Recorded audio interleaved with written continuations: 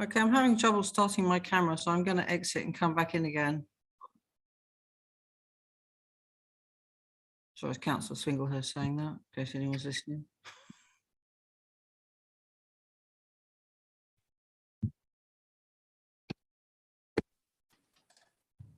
Hello, everybody. Hi. I always have a panic about whether I can remember to use Zoom. Hi, everybody.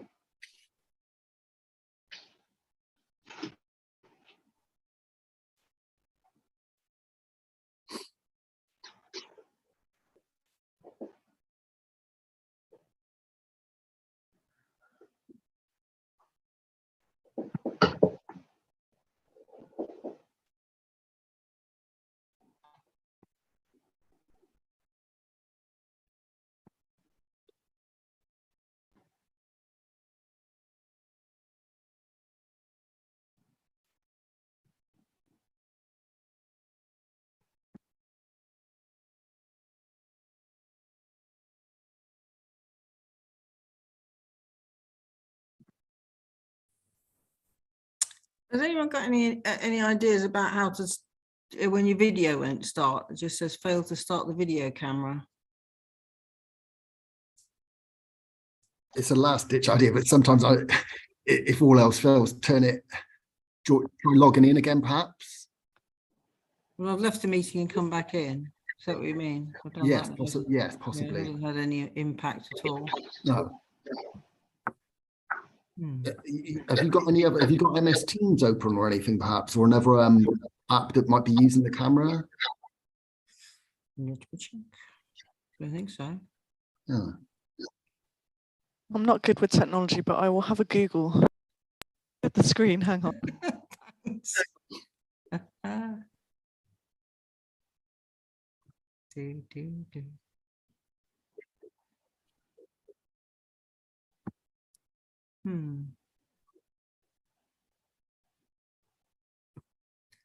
No, it's nothing very obvious going on.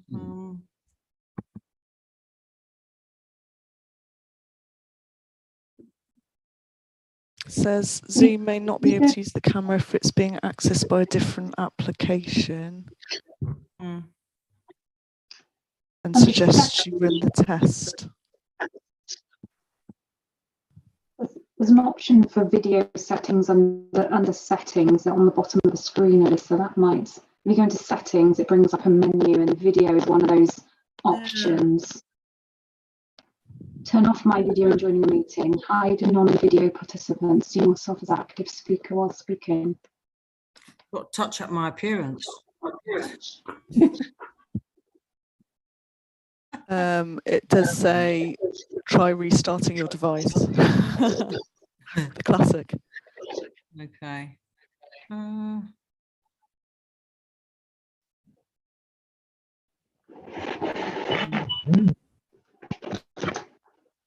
that's a bit of a bugger, isn't it? Well, do you know what? I think I'm just going to go with it anyway, and you just won't see my sunny face. Oh, how terrible for everyone. Right, okay. Can I confirm, have we got the chat running in this meeting or what? Hold on. It should be, yes. Yeah. Okay, cool. Fabulous. And are we live streaming? Yes, we are. Yes.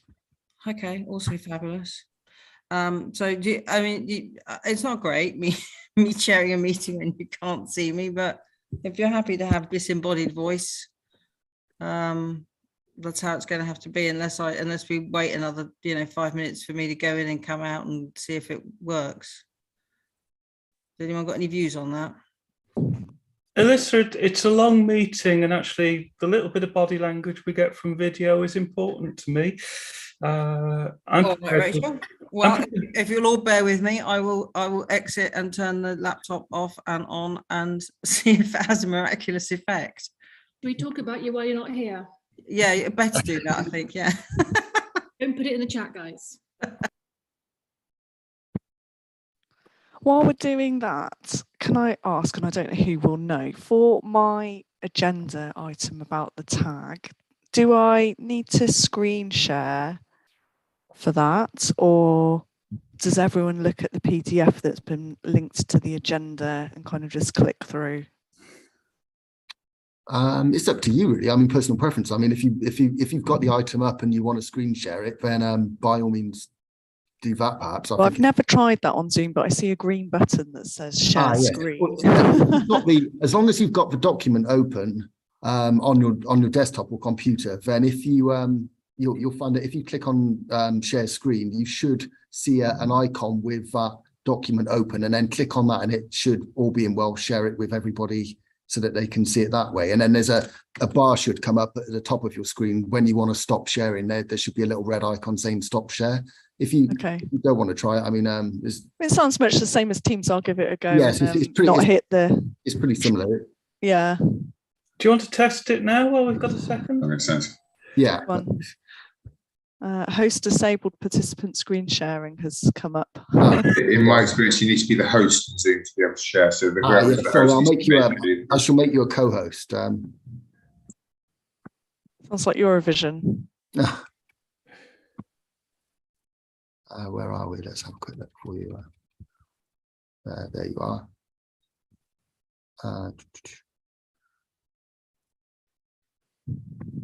Right, you should hopefully be able to share it now, I think. Is that working? Potentially. What can you see? Because I now can't see anyone else. Yes, that's fine. Yeah, you've got it. And then you can also change the format of it. I think you can present it as a kind of slideshow as well if you want. Yeah. I think that's readable. I think I can click that one and do that. Okay, yeah, that's great. Lovely. Okay. That's it. Well done. Well done. So has it stopped now? It has, Yep. yeah. Excellent. Won't it be great when COVID's over? You've got some people in the waiting room, whoever needs to let them Yes. in. One might be Alyssa. Yes, it probably is. Where would we be without Alyssa?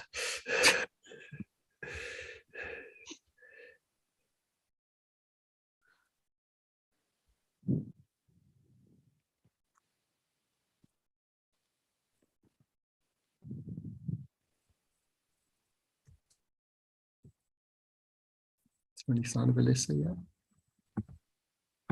It's probably doing a catastrophic restart, updates, Windows updates. Yeah, if it's anything like ours, Hayley, it might be another 10 minutes. We've got somebody called F17DXCJCPLJQ in the meeting. I had to completely restart my machine to get in twice. Oh, well, if we were face to face, we'd all still be making tea and chatting. So,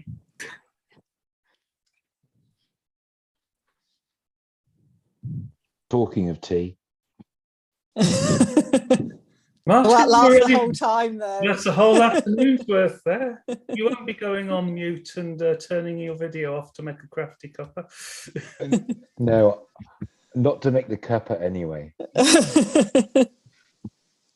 Best thing is this is all being recorded, so when somebody goes to watch it on YouTube, they're going to think the meeting's a lot more interesting than it normally is.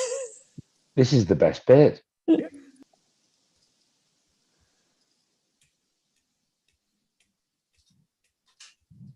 I've just clicked to admit Alyssa Swinglehurst,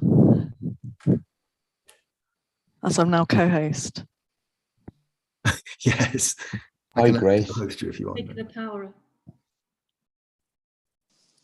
Hey, we can see you, but you're on mute. Right, there we go. Look at that. Sound and vision. Crikey. Great. Yay! Oh, brilliant. Right, okay. Sorry about that, folks. This is one of those things, isn't it? I don't know. I don't understand technology. So should we start the live stream and crack on? Yes.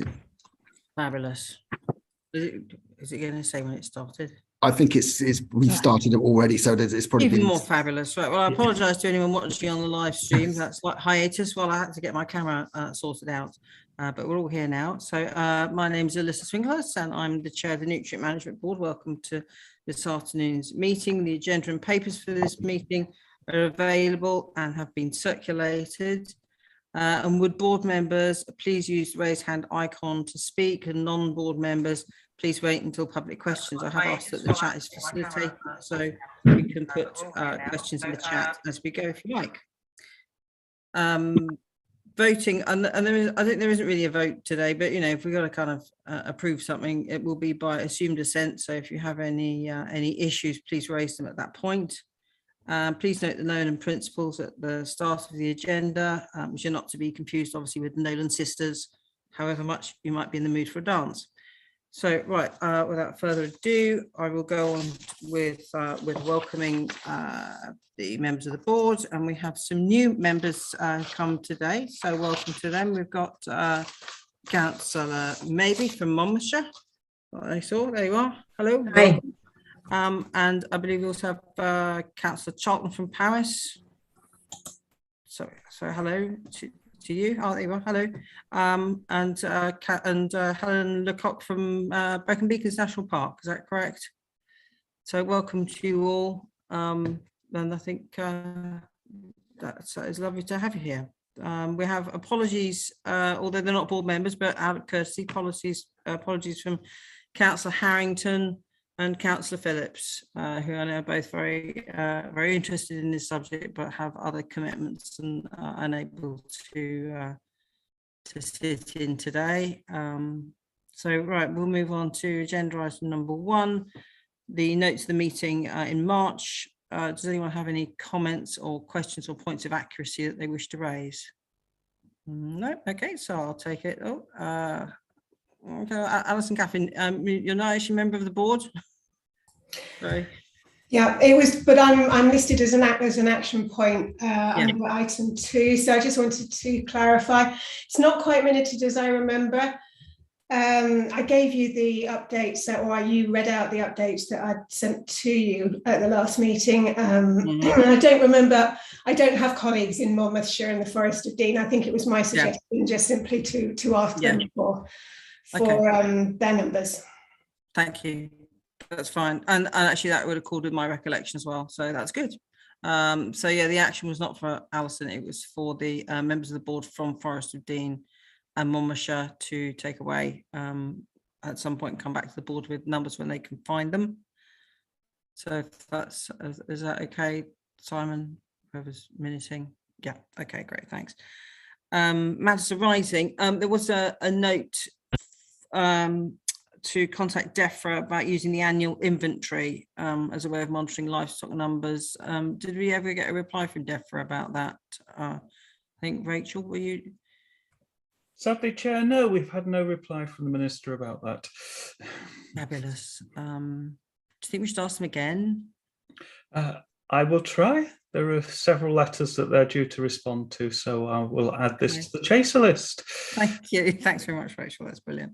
And I'm going to refer to this a bit later on as well. We had the RAG rated actions monitoring tool. I know you've been like super busy, Rachel. Have we got something in the pipeline for that, for monitoring actions coming forward against the plan? Yes, there is. I've got some further work to do with Hayley as chair of TAG, because as you'll see in her report, she's doing a lot of practitioner development work, which is much needed. But we've got to knit that back to the plan now, which I intend to make to get to you as soon as I can. We'll circulate to the board, and I'm sure it'll be an interesting discussion at the September meeting, Chair. Thank you. I think it'd be really helpful, that as a tool. Thank you. And Fergus, there was an outstanding on well, sort of, you know, knowledge over biosolids and Welsh Water and also Severn Trent, to which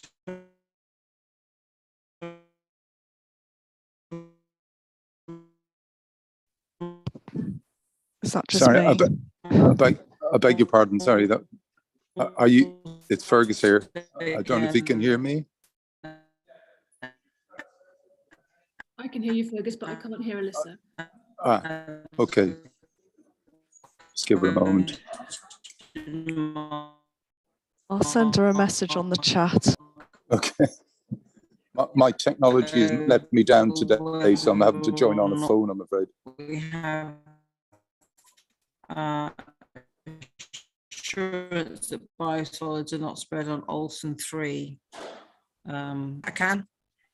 We had a question mark over the biosolids coming in.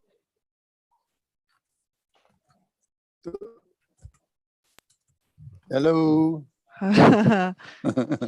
Who would like to step into this poll? I think Alyssa might have just dropped off.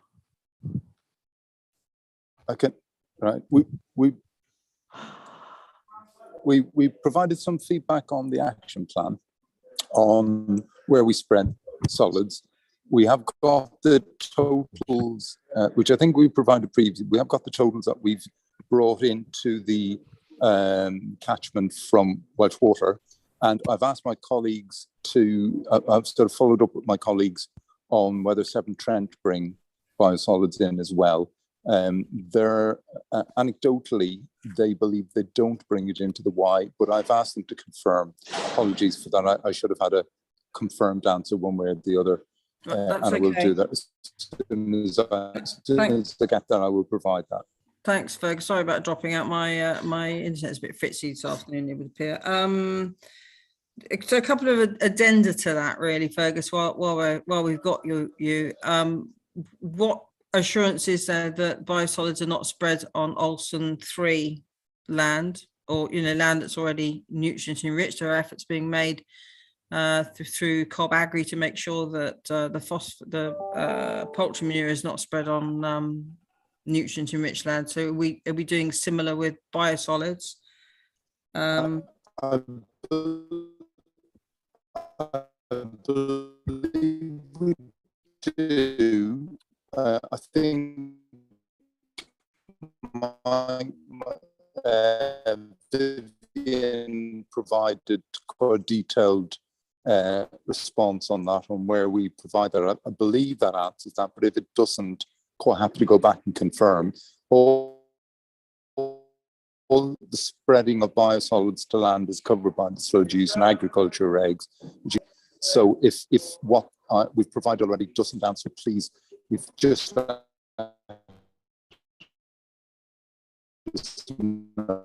and we will go and we will get the answer. Hello?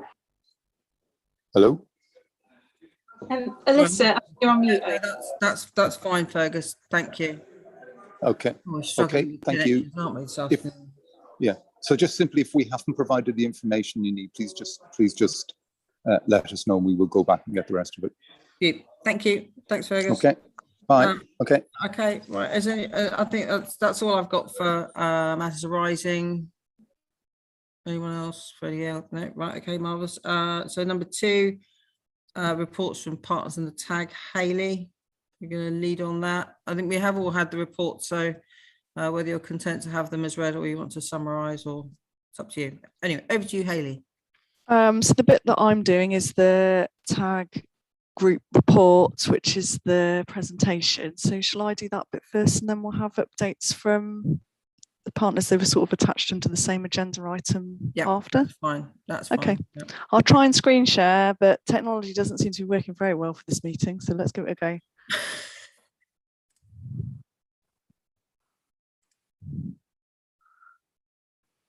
Can you see my slides, and can you also still hear me? Excellent. Yes, thanks, Claire. Yes. Okay, so let's give it a go. My name's Hayley Fleming. I'm the chair of the Y Technical Advisory Group. I just got a bing. It says Viv's in the waiting room. Okay, that's gone. Thank you. Sorry, distraction. So I've recently taken over chairing the tag. I work at Natural England. I've picked it up from the Environment Agency for a while. This is the second board that I've been to, so I'm still finding my feet with how the board works. How do I change slides? That'll be the next question. Did that change? Yes. So I thought I would start by revisiting really what the purpose of the technical advisory group is. So these are the words that are taken from our terms of reference, and the purpose of the tags to identify and analyse options and bring them to the board for making decisions and working out how to progress on these things. The tag is not necessarily the doing group. And actually, if we want to progress on all the things in the action plan, which hopefully you're all familiar with by now, then we may need to put other things in place to do that. So to this end, TAG has been working on a new management framework to allow us to better have more of a two-way street, I think, with the board, so that we are bringing things up to the board to consider and to put whatever's needed to make things happen into place. We took all of the actions from the action plan and put it into an Excel spreadsheet. So each action has a nominated lead against it who's responsible for reporting on its progress, identifying barriers and bringing recommendations up to the board.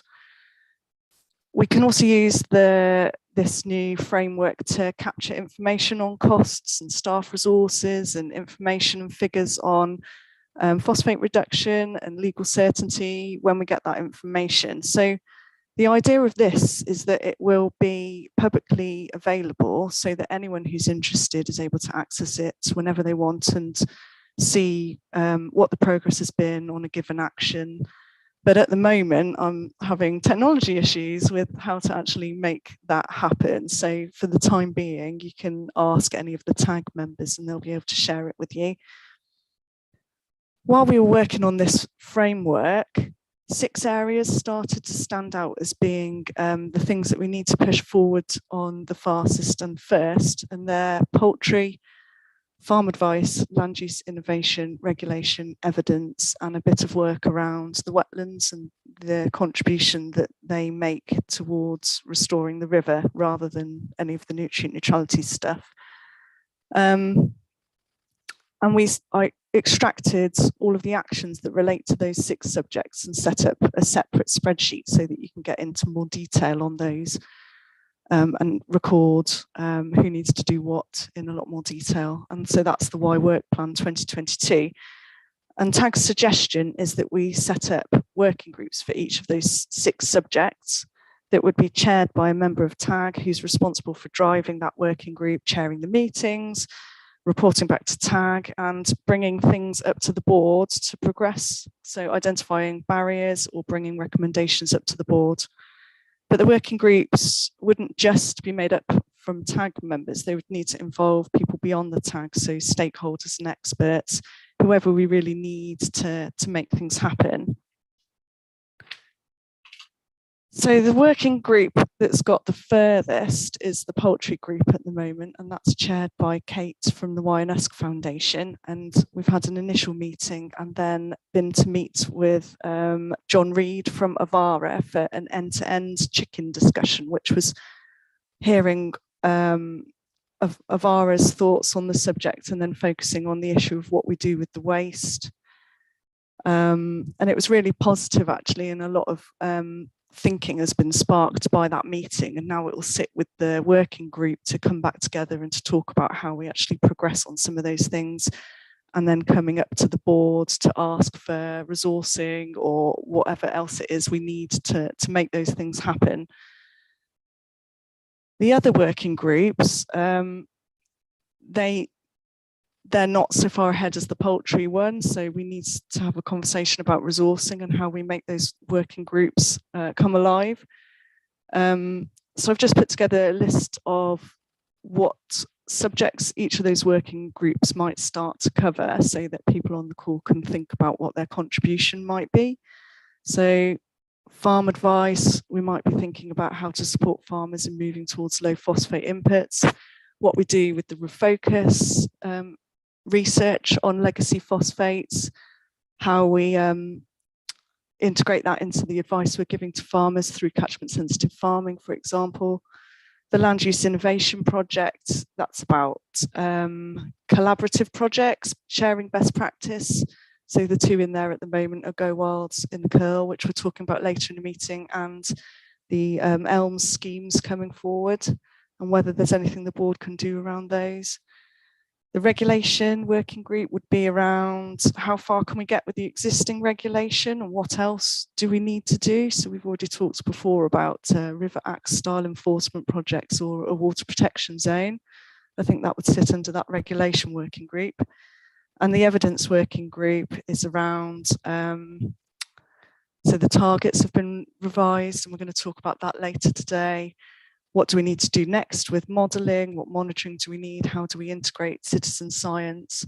And the one that I've not included on the slide is around wetlands, because I think that's more of a, perhaps more of a task and finish style group, looking at what advice we can, making sure that everyone advising on the wetlands is talking from the same hymn sheet, really. So for the board to consider today, what I'm suggesting is that TAG's remit is to advise and bring options and recommendations to the board for decisions. We've made a new management framework which will hopefully facilitate this and show our progress on actions, but TAG isn't necessarily responsible for delivering all of the work, and it certainly can't do that on its own. So TAG's suggesting that we establish working groups to drive the work in the 6 key areas that we've identified. And those working groups need to be properly resourced. We also then need to think about how we integrate perhaps kind of coalface work being done in those working groups with top-down conversations about policy and strategy, changing policy, or more of a systems and processes type approach. And I thought I would finish with the classic view. And I'm happy to have any questions and conversations once I've worked out how to stop screen sharing. It's a lovely view. Thank you. Yeah. Thank you. Has that gone off now? Can I just double check? It has. We're all back in all our little boxes now. So thank you. Thanks for that, Hayley. Yeah, I mean, I think the spreadsheet and that approach really chimes with me, and I think you know, once that sort of come together with the work that Rachel's doing, we'll have a really sort of strong tool to look at actions and delivery of actions. And I love it that they're going to be publicly available. So good, fabulous on that. And I guess we need to wait for a bit more progress on some of the other working groups. I think the idea of breaking it down as well seems like a good idea, to have working groups looking at particular things. And I would like sort of some specific update on the, you'll see later in the agenda, I've got a supply chain update, because I suddenly thought we're not getting enough conversation, or the board isn't getting enough information in from that. So it's great that you're picking up with them, but we need to have that flowing up into the board to know, to recognise the efforts that certain people within the supply chain are making, and support that. So that's great. Thank you. Councillor Charlton.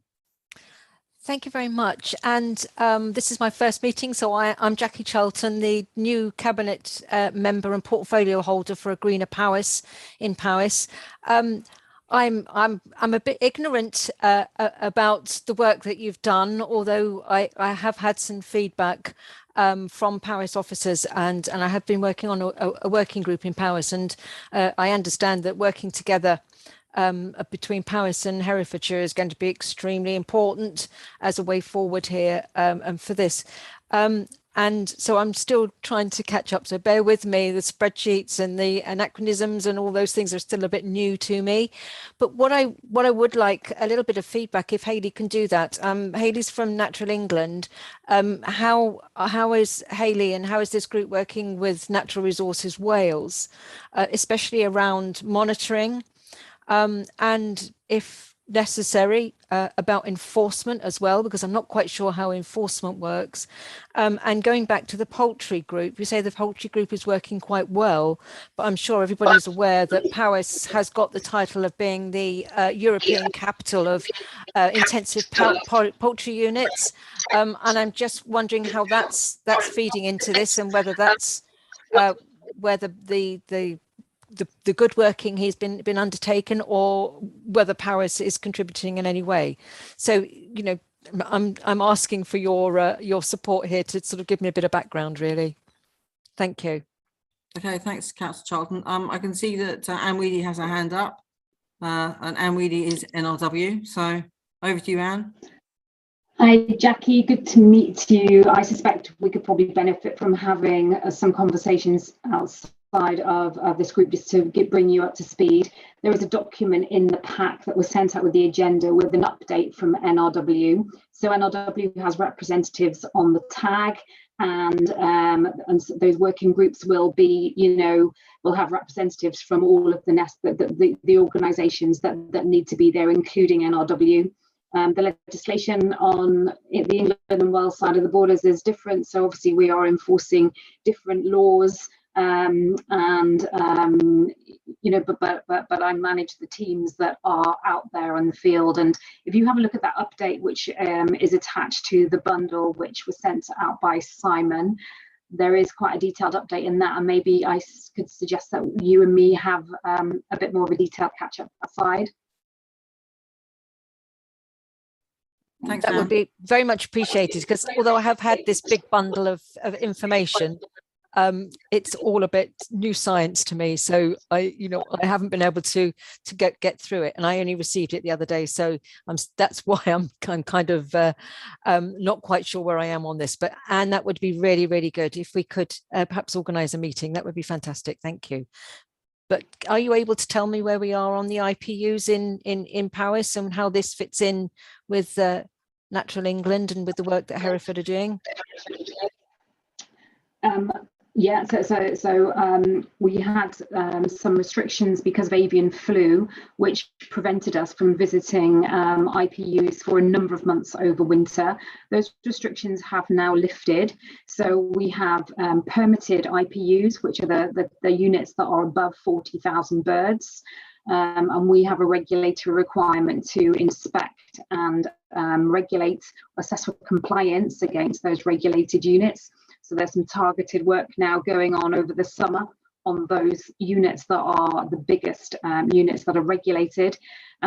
We struggle more with the units that are less than 40,000 birds because there's no environmental permits on there, so we receive no income to carry out that regulation. So we are more reactive when it comes to the smaller units that aren't regulated, and we'll use information such as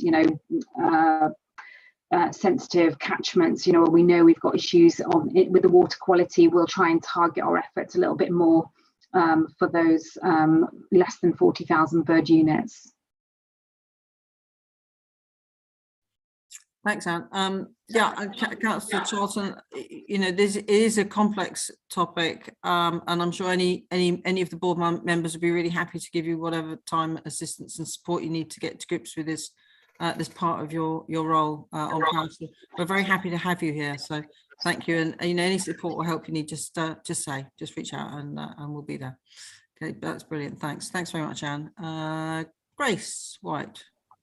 Thanks. Afternoon, everyone. I'm Grace White from the Environment Agency. I just wanted to come in to Hayley. So I think all the points that you said for us to consider for TAG, from my perspective, I really value the role of TAG, and I think that I fully support what you're proposing in terms of what TAG's role is and the approach that you're taking as well. And I think, so echoing what Alyssa said, of having the working groups to delve into those complex pieces and put it into manageable chunks, I think is a really good approach and way forward. So that sounds excellent.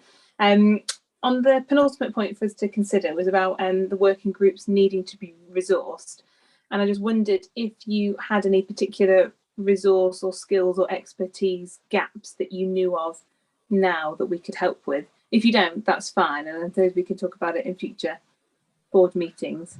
Yeah, well, each of the working groups that I put on the slide titled to resource, the farm advice ones, the land use innovation regulation and the evidence, they're currently unchaired, so there's no one starting them off. So that's the first job, to find someone and put a name against that task, and they would need to approach whoever they need to make sure that they've got the right people sitting on those groups.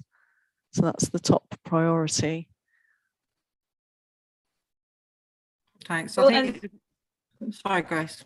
Oh, I was just going to say, Alyssa, if it helps, I'm happy to suggest that the EA finds a chair for the evidence one, if that's helpful. Yeah, definitely. Yeah, thanks. And I mean, if anyone feels that they have some expertise or a particular stake in any of these subjects, I'm happy for people to email me and their name can go down for being involved in that group. But yeah, it'd be brilliant if EA could do that one.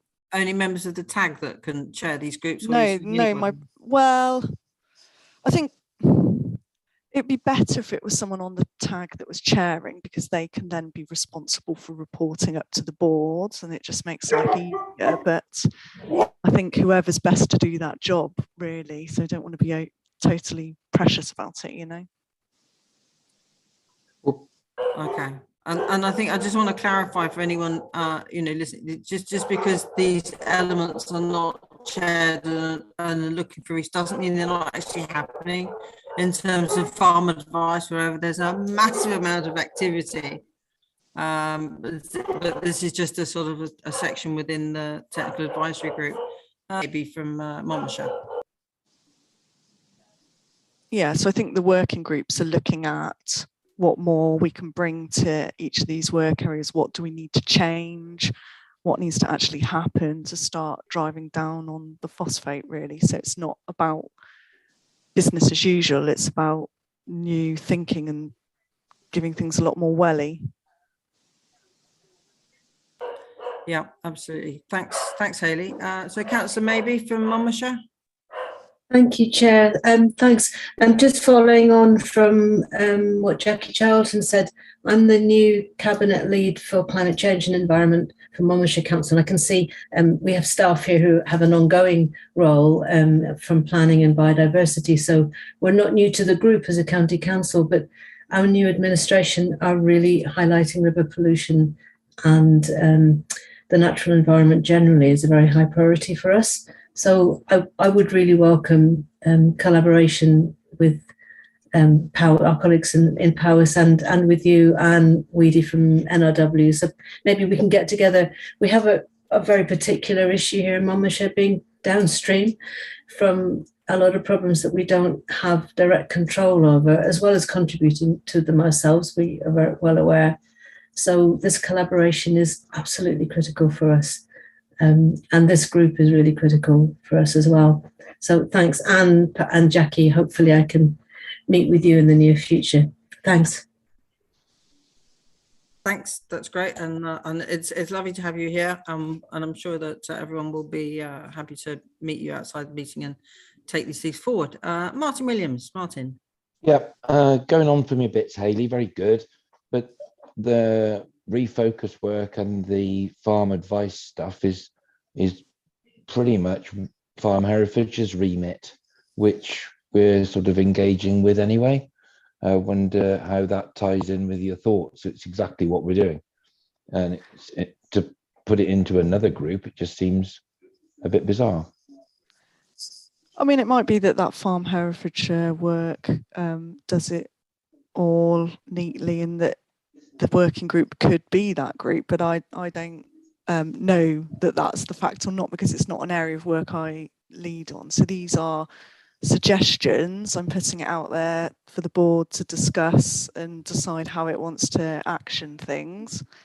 Well, I think, I mean, that may be that that you need some sort of cross fertilization between the TAG and activities already underway. Martin's quite right. Farm Heritage is one of those groups that's progressing an awful lot of work in terms of farm advice, and so I think that it would be well if maybe if you two could have a chat and just see how that fits together, and how obviously TAG needs to have that on the radar, but do you need to be leading it, or do you need to be just monitoring what they're doing?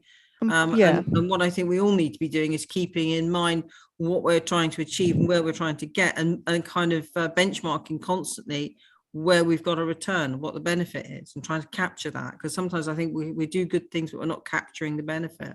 I was going to say part of it's about reporting on progress. Yeah, very much so. Capturing reductions where we can put a figure to them. Absolutely, 100%. Absolutely, that's I think a really important kind of part. Maybe that's the kind of one of the points with the TAG, that it seeks to find ways of capturing that information, and so we can feed that into a progress report. makes sense. Okay, thanks. I've got Claire's iPhone's coming up with a range of really fabulous. I've had my raised hand.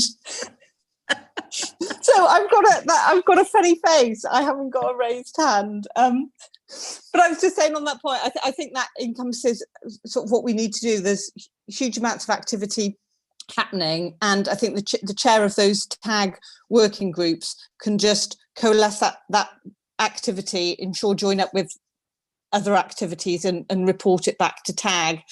So it might be that, you know, someone from Farm Herefordshire is the right chair for that group. But I think getting those chairs in place so we can ensure that we are capturing capturing that work and feeding back and all understanding that wider picture is really important. And I just wondered, Alyssa, if it's worth putting that as a clear action with a date on for people to get back in terms of their suggestions and preferably their offers of chairing those groups, so we can really get this moving forward. Perhaps if we put a deadline on the actions for that. Yeah, let's do that. So what, a month? Yep. Okay. Simon, if you could make a note of that as a definite recommendation to board, unless anyone's not in agreement. Okay, we're all good. And also there's a good comment from Andrew that the TAG needs to work cross borders, so there we need a Farm Powys. We need an equivalent for Farm Herefordshire. So that might be a takeaway for Powys councillor. I see Peter Marsh just popped his hands up. Is that relevant to that point? I don't want to queue jump, Elisa. If it's not relevant, we'll have to wait because Simon Evans got his hand up. Yeah. Okay, Simon. I just wanted to ask if the technical advisory group was going to take into account SAC condition assessment, because we're still waiting for it, and surely it underpins everything that you're trying to do. In the unlikely event the SAC is not failing, then what are we doing? But we need the SAC condition assessment that we haven't seen since 2011. Yeah, I think the targets. Sorry, I think. Yeah, I was going to say, do you want me to say that one, Hayley? Yeah, and it's the starting point for everything the evidence group will need to discuss. Yeah, it is, and I put this in my update, Simon, but happy to cover it now if it's come up. You know, we're acutely aware that the condition assessment needs to be updated, and we're actively looking that information now, and we will do that condition assessment update, working across all the interest features that are relevant. But what the TAG needs to focus on is the actions we know we need to do to deliver. So the river is in unfavourable condition. It's in unfavourable condition now. The condition assessment and the evidence will highlight that, and also highlight some further evidence gaps we've got around that. But we have enough evidence at the moment to know that the river is in unfavourable condition, and that hasn't changed. So although the condition assessment really does need updating, it's not fundamentally going to change the work of the TAG that they need to do. It will add to that, but it's not a sudden we're here today and we're there tomorrow. We know the river's not in favourable condition, and we need to really up our game in terms of getting it there. Okay, thanks, Claire. Peter Morris, Paris. Thank you, Chair. Just some thoughts, really. If we're struggling to get chairs for some of those working groups, it may be possible to merge some of them. And it could be that things go off into sort of task and finish groups or subgroups through that working group. So there might be another way of dealing with it. And that's the sort of model I've been trying to sort of work out across Wales, on the All Wales sort of structures that are set up. The other one I'm aware of, I've had wildlife trusts come to us, very enthusiastic, very keen to get involved. So I think it's, where do we fit those in to the structure here? And there was one about, was it innovation, land use innovation with elms and so on, but there might be that sort of more environmental grouping that's needed as well. So I think we have got some very keen organisations out there looking to help. I'm sure they are across Wales as well as Herefordshire. Okay. Yep, thanks, Peter. Obviously, we have the Wildlife Trust on the board, so you know they are absolutely involved in this. Mary. Thank you, Alyssa. Just to reiterate, I think Hayley's done a great job reshaping it because it's got a bit of direction to it, which is really good. And also breaking things down into smaller groups. As everybody will know, you just get a bit more done and you don't have to go over so many things again, which is that banging the head against the wall kind of issue out of the way. Just to say though, we probably need to have a catchment capacity budget figure so we know what our overall kind of catchment maximum is, but can we also have an amount that we need to reduce by? Because obviously Refocus have given us an excess figure, and then there are some other numbers in the tag document to say we need to save this much here or 20% there, but we need to have it in kilograms as a kind of overarching target. And then from that, identify the biggest savings so that you can prioritize the resourcing of those biggest things first. Because we know there are loads of little things we can all do, and the tag does list loads of smaller things, but we also know that those aren't going to be the things that bring us favourable conditions, certainly not by 2027. So if we had a catchment budget and then we had a target that we knew we were aiming for, and we quantified all the different actions that people are working on, you'd get there quicker. To reiterate, somebody just mentioned the other kind of issues. So if we've got a nitrate problem, which looks as if we probably have, some of the actions taking place will save nitrates as well. So why don't we start counting other things so that we're not redoing all of this over again? Not that I don't love coming to a nutrient management board meeting, but if we have got doubled savings, I'd love that. Peter just read my mind. There are loads of private delivery mechanisms, including the Wildlife Trust and other charities. Let's open the doors and see what these people can bring on to these subgroups and what they can offer in terms of reduction as well. The end. Thanks, Mary. Yeah, I mean, I think that's a strand of work that I'd quite like to see, that a bit, you know, that we actually look at a bit more of the private delivery. I feel there's a lot of potential around that. Right, so we haven't got any more hands up, but we do have a series of reports. Now, given the time, I'm not going to go through all those, I don't think really. I'm going to just assume everyone's read them. And if anyone has any questions or comments, to make them at this point, if that is all right with everyone. It's only because I think otherwise we're going to be here probably till tomorrow. Okay, so I'm going to start with Natural England report. The recruitment of the additional catchment sensitive farming posts is, you know, great to have the extra posts, but I know it's difficult at the moment, recruitment. Are you managing to recruit to those additional posts? So we're managing to recruit catchment sensitive farming officers, and we recruited additional ones in February. So that's gone well. So they're obviously been through a training program and they're still in their first year, but we've managed to fill those posts. The posts we're really struggling to fill, and we're now on our third round of attempted recruitment, is ecological freshwater advisors. So that's why we're struggling with the condition assessment, and that's why it's taking us so long. That's why the target work took us so long, right, because we're on our third round of recruitment, targeted all the universities. If anyone knows anyone who would, and the trouble is, in conservation, we're all, it's a generic problem across conservation. We all know we need to up our game, and the people out there with the skills are in high demand. So I know it's not just an issue with Natural England where you're looking for those skills. But we have managed to recruit our catchment sensitive farming officers. We've got one outstanding vacancy, which we're running now, but we should be able to recruit those.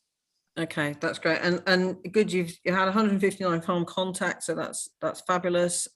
It would be just useful on the next kind of report next time around if we have some context about, is that more or less than last year? Is it better or worse? You know, so we get a sense of, because hopefully the more officers, the more catchment sensitive farming people you have out there, the more visits. So in fact, we're on an upward trajectory, but Yeah, I mean, Expense I've of got the those. figures. So in terms of mid-tier applications, which is where we can deliver buffering restoration, it's actually on a par with last year.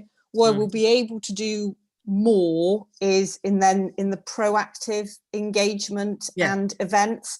Yeah. And that will really make a difference, because catchment sensitive farming, we know it's capturing 43% of land use. What we really need to focus on is how do we get the people who aren't engaging with catchment sensitive farming to engage, and we're in order to make a step change. So that events, that's, you know, casting the net wider, proactive engagement with the farms, we really need to see on board, and really upping that delivery in terms of what we're delivering on farm, you know, not just a track improvement, not just a concrete yard. Actually, we're looking at arable reversions, we're looking at significant measures. And can we please embed, really powerfully embed that we need to try, if that's all possible, to capture phosphate reduction as a result of any of these actions, because otherwise there are lots of good things that happen, but if we can't quantify a phosphate reduction or a benefit, it gets very difficult in terms of, and in a sense that's going to go to a longer conversation about WPZ, where, you know, we have to evidence this is working. So so we need to do start that, capturing those benefits. Yeah, the catchment sensitive farming does do a full evaluation on that. So the last report was up to 2019. We will do an ongoing report, but it is a real challenge. You put a buffer strip in a field, and the actual causality of then the phosphate reduction in the river is very difficult to accurately evidence to the nth degree. But the evaluation team do a good job, and so we've got that up to 2019, and it will be published again for 2022. So I'll get the. I think our expectation is not to the nth degree, but it would be nice to see, you know, this is the kind of ballpark of where we're at. Otherwise we'll do a lot of things to reduce this, but we won't be able to say that we've done it or that it's worked or anything. So Mary. Just to say, I was going to reiterate what you said. We need to capture the saving. It's public money going into an action that the farm's done for a reason, so it's only fair to them and the public purse to quantify it. But also, Claire, it is really difficult to quantify phosphate reduction. So if you have to use a calculator almost every day, like I've tried to, it is really hard, and we're all doing it with the best kind of will in the world that it saves some phosphate, but there is an element of precaution built into everything. So whatever number you get to will have had precaution applied, and therefore it's not the nth degree, but it's certainly something. So I think it's the right time now. We must quantify everything that's done. I would like to quantify retrospective work, because again, lots of farmers that I know have put all this effort into doing these things. I know there's a grant behind it, but we need to show that things have been done and they resulted in X, Y, Z. Yeah, and have you seen and read the catchment sensitive farming evaluation report? So I can circulate that link again, because that is the best data we've got in terms of the reductions made, and we've got some figures for the Y. So I can circulate that in terms of the best data we've currently got. But I agree, you know, evaluation is it's absolutely critical. Thanks. It's also like a good news thing. So rather than all of us getting moaned at, it's a good news thing. But I have read it because I did a freedom of information request to get the information. So I've got the data. But if you've got a more up-to-date one, that would be brilliant. And then put it into the documents that we've got going around. It needs to be in there because it is action. Thanks, Mary. Okay, so the next one I've got is an Environment Agency report. The Y Project P, the WAIF funded, I hadn't even heard of that. So yeah, Water Environment Improvement Fund, for anyone who didn't know what that acronym meant. Sounds like a good thing. What is the size of the funding for that project? I don't have that number off the top of my head, but I know that Kate and Simon are on the call and we're working with them on it, so they might have the number. Okay, and then I'm also going to ask the same thing as we're talking to Claire. How are we going to capture the benefit? I think I don't have that off the top of my head, but I'll work on that, because you're right, we do need to be able to quantify it. Okay, thank you. Tree planting, hurrah. How many, over what area? Again, I feel like I'm really on fire with this. I don't have that detail, but I will get that back to you, Alyssa. Yeah, it's okay. I mean, it all sounds great. That's why I'm just like, I want to know more, because it all sounds like good stuff. Natural flow management. Can we always kind of, where it fits within the Lug Internal Drainage Board zone, cross-reference with the area engineer there, because we might be able to get some, you know, mutual benefit from that, because we're all dealing with the same issues from different ends. So there may be some benefit there. Yeah, it's a good idea. Can you remind me, Alyssa, are you still the chair of the Lug? I am, as it happens. Fantastic. Yeah. Fancy. Project Tara, have we got a timeline to publication of that, or a rough or a bit of a clue, sort of like? At the moment, no, but I'll get that. I'll find out in terms of the publication on that one. Yeah, but work is ongoing on that in terms of action on the ground. And also, I'm really intrigued by the analysis of phosphate bound in sediments. That sounds like it could be a really interesting piece of work, and I'd be, if you could let me know what the timeline is on that, and because I'd like, maybe we might want to look at that at the board. Just sounds like a very interesting thing. Yeah, thank you. Well, just on that one, that some of the things that like we're scoping, I was thinking we could bring in as part of the evidence group of TAG as well, to make sure that we're not just scoping this and doing this individually, but it would be like a partner-led piece. Yeah, that could be good. 5 new officers. Yay. I've written yay. Okay, that's fine. Okay. Thanks. So an increased number of visits, also yay. I'd be interested to know how many, and you know, get that a little bit more quantifiable. And what's been the result of that? So what are the actions that have been taken? You know, what's the level of compliance that you found? What's the, you know, just a little bit more grit in that would be really useful, that element, because I think that's something that, you know, EA, what the result of that is. Loving the quarterly reports, thank you so much for them. They're brilliant. If anyone hasn't looked at those, they're brilliant. Again, you've got a significant increase in land managers arable since 2016. The actual sort of percentage, I think it is a really extraordinary percentage, something, I don't know, can't remember what the percentage is, but it's really, really high. Something like 20,000 hectares. Yeah, it is really high. And I think off the top of my head, there's been, we've seen a 60% increase in land use for maize, for example. So some numbers to that, rather than there's been an increase. And this is just kind of, you know, for presentation, really. It's always good to know what we're talking about. Yeah, the bullet points about the correlation of sewage treatment works on orthophosphate and orthophosphate, total phosphate, nitrogen and poultry. And I'm starting to think that we're inevitably going to need to have a piece of work. And I think that WAF are looking at this as well, about phosphate, total phosphorus versus orthophosphate. That is where the evidence is tracking us now. So presumably you're looking at that as well. Yes, yeah, we are looking at that. Yeah. Cool. Excuse me, Councillor, it's Fergus Brown here. Just to let you know, we've assumed the worst case in all our modelling. So we've assumed that 100% of the phosphorus coming out of our sewage works is in the worst form, in the orthophosphate form. So anything that we would do, and there has been research on the proportions of orthophosphate or soluble reactive phosphate to total phosphorus, and gives you slightly different answers, but just to give you some confidence that we've assumed the worst possible case for the work that we've done anyway, and that's what's driving our investment programs. Thanks, Fergus. That's really helpful. Thank you. Okay. And then I wanted to pick up on the early warning system of water temperature that EA. So one of the things, and this is something about also because I'm on the YNAV board as well, that the public awareness over water temperature is something that I think could be improved. And if the EA are going to do an early warning system, and that's about algal bloom, but in fact we could use the same early warning system for public awareness, so that, you know, because I think the public want to do the right thing, okay, but if they don't know that by going into a warm river and splashing about they are potentially killing a salmon that's about to die of oxygen depletion, then, you know, they don't know. So we maybe with signage and public information or whatever, we can do a lot more to just to inform the public about the impact that they have on the river when the water temperature is high, and where the life of the river is really, really struggling. And I thought maybe we should have a campaign about if you love it, you'll leave it.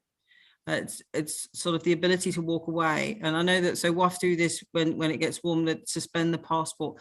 Anglers, not all of them, but a lot of them voluntarily walk away.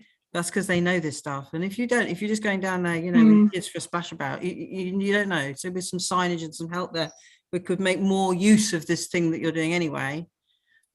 That would be my. Yeah, that's a good point. And maybe on that note, Alyssa, so I then welcome the thoughts from others. It doesn't have to be now. It could be another time of like really good community groups locally that can help get that message out, because it also lands better from a community group rather than just from an organisation. Yeah, I think that's that. And we've got so many community groups and so many groups working on this. You know, it's just if you tell them, they will tell somebody else. They can disseminate this kind of knowledge really well. Really good news about the funding for the songs and the auto samplers. We're going to have data up at the wazoo now. It's fab. Will it be looking at total phosphate? That kind of relates to what we were talking about earlier. So right, and that's it from me. Thanks, Grace. Thanks, Simon. One quick question, Grace. Also, Fergus, easy gig, that one. 98% of the stuff that comes out of the sewage works is in the phosphate form or so I'm monitoring you showing, but thank you for doing that.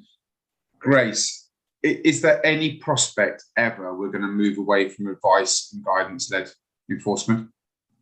At the moment, it's always going to be advice and guidance-led. Even Sir James telling the world that the government had told him not to enforce agriculture didn't make any traction on the message that's coming from DEFRA. So I think James Bevan, our chief exec, has been really clear that people are going to get the environment that they pay for, and we're very much we do have limited resources, but then we also know that going down just like an enforcement route straight away is not going to be the way that you need to best engage with farmers. So we need to go down advice and guidance led first, and if that doesn't work, then we won't be afraid to use the enforcement route. We've had 2.5 years of advice and guidance, and this was supposed to be the year when we move forward. Yes. And we're still on advice and guidance. Thank you. Yeah, no, I can see that point. I say we do have that. More regulation, more powers. We do have more people going out now, so we need to see that work first. But yeah, I do hear your frustration. No, I think that's frustration that many people on this call would echo, and in fact, and a lot of farmers who are doing the right thing and see that somebody else isn't, that it's not fair to them either. I think there has to come a point where we run out of endless patience on this. Fergus. Thank you. Two things. One, Grace, just to let you know that we're working on that data that you've asked us for on CSOs up on those sensitive tributaries. So we'll get that to you as quickly as we can.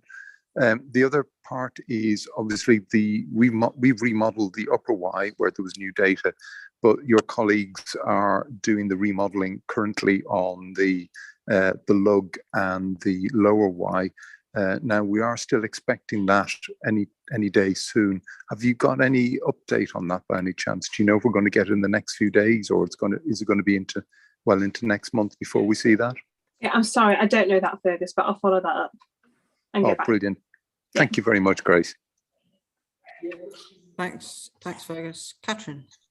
Thanks. Thank you. Yeah, it was really just to follow up the point about the advice and guidance and the concerns about imposing regulation not working, which is a problem in lots of different sectors. I'd really just want to say that actually you need the two together, obviously, don't you? You need the regulation supported by the advice and guidance. And I think we're far too far down the road to sort of play games of just having one or the other. The important thing is that I think from the farmer's point of view is that they don't contradict each other, that they're consistent and clear and not, unwieldy, actually are, and the way that they're administered actually fit the sector that they're applied to. So, a farmer with limited time on paperwork has a different, set of application forms and paperwork to complete than an academic applying for a research project. So it's not an either or, really. Sorry, it's more of a comment than a question. Thank you. I totally agree with you that yeah, we do the advice and guidance first, and then it goes on to the regulation bit, unless there is anything that means that we go No, straight to regulation straight. Sorry, that wasn't actually what I said. No. You mean you might have tried the advice and guidance on its own, and it's clearly not worked. It's not, one first and the other one later. The two need to go hand in hand. Okay, thank you. Yeah, thanks, Councillor. It was a good comment in the chat there from Mary about that as well. Rachel Joy. Rachel. Thanks. Yeah, I just want to follow up on Grace's comment about you get the environment that you pay for. I think the board could do with some help to understand that, because my personal experience, having run enforcement, albeit in environmental health and trading standards, is that enforcement is incredibly expensive, both in terms of cost of legal time, cost of officers away from the day job while they're putting the prosecution together. I think it would help us if we could understand, Grace, the opportunity cost. So how many if we were to do an enforcement, how many farm visits would be lost within your constrained envelope? I think we'd like to understand that better. I think also, Grace, it would be useful to understand whether every enforcement is a court case or whether you have an on-the-spot fine capacity. So yeah, so I don't know the exact details of it, but I know that there will be then a stage approach to it. So it might be then from like the route of like warning letters right through to court cases. So would you like that mapped out a bit more? Is that right? Yeah. Cool. And also maybe an understanding of what is the problem? What are the obstacles? Is it financial? So, beyond this point, it gets expensive, so that we understand your world. Is that okay? It is okay. Yeah. So I'm just thinking it through. I think a big thing, as you can all imagine, I suppose, is resourcing. So we're targeting the high risk areas first in terms of our enforcement and our efforts. And yeah, and then making sure that we're using the legislation as best as we can, and then championing for better legislation as well. Yeah, but at the end of the day, if you have regulatory breakdown, where does that leave us? It leaves us with the WPZ. So let's not do that if we can manage not to. But may need that we have to go a bit more, a bit more full bore on the things that we've got. Hayley. Hello. Something Grace just said reminds me of something I didn't say when I was doing my presentation, which was that as part of the new management framework that the TAG's developed, we've got sub-catchment action plans in there that would enable us to take more of a geographical approach to what needs to happen.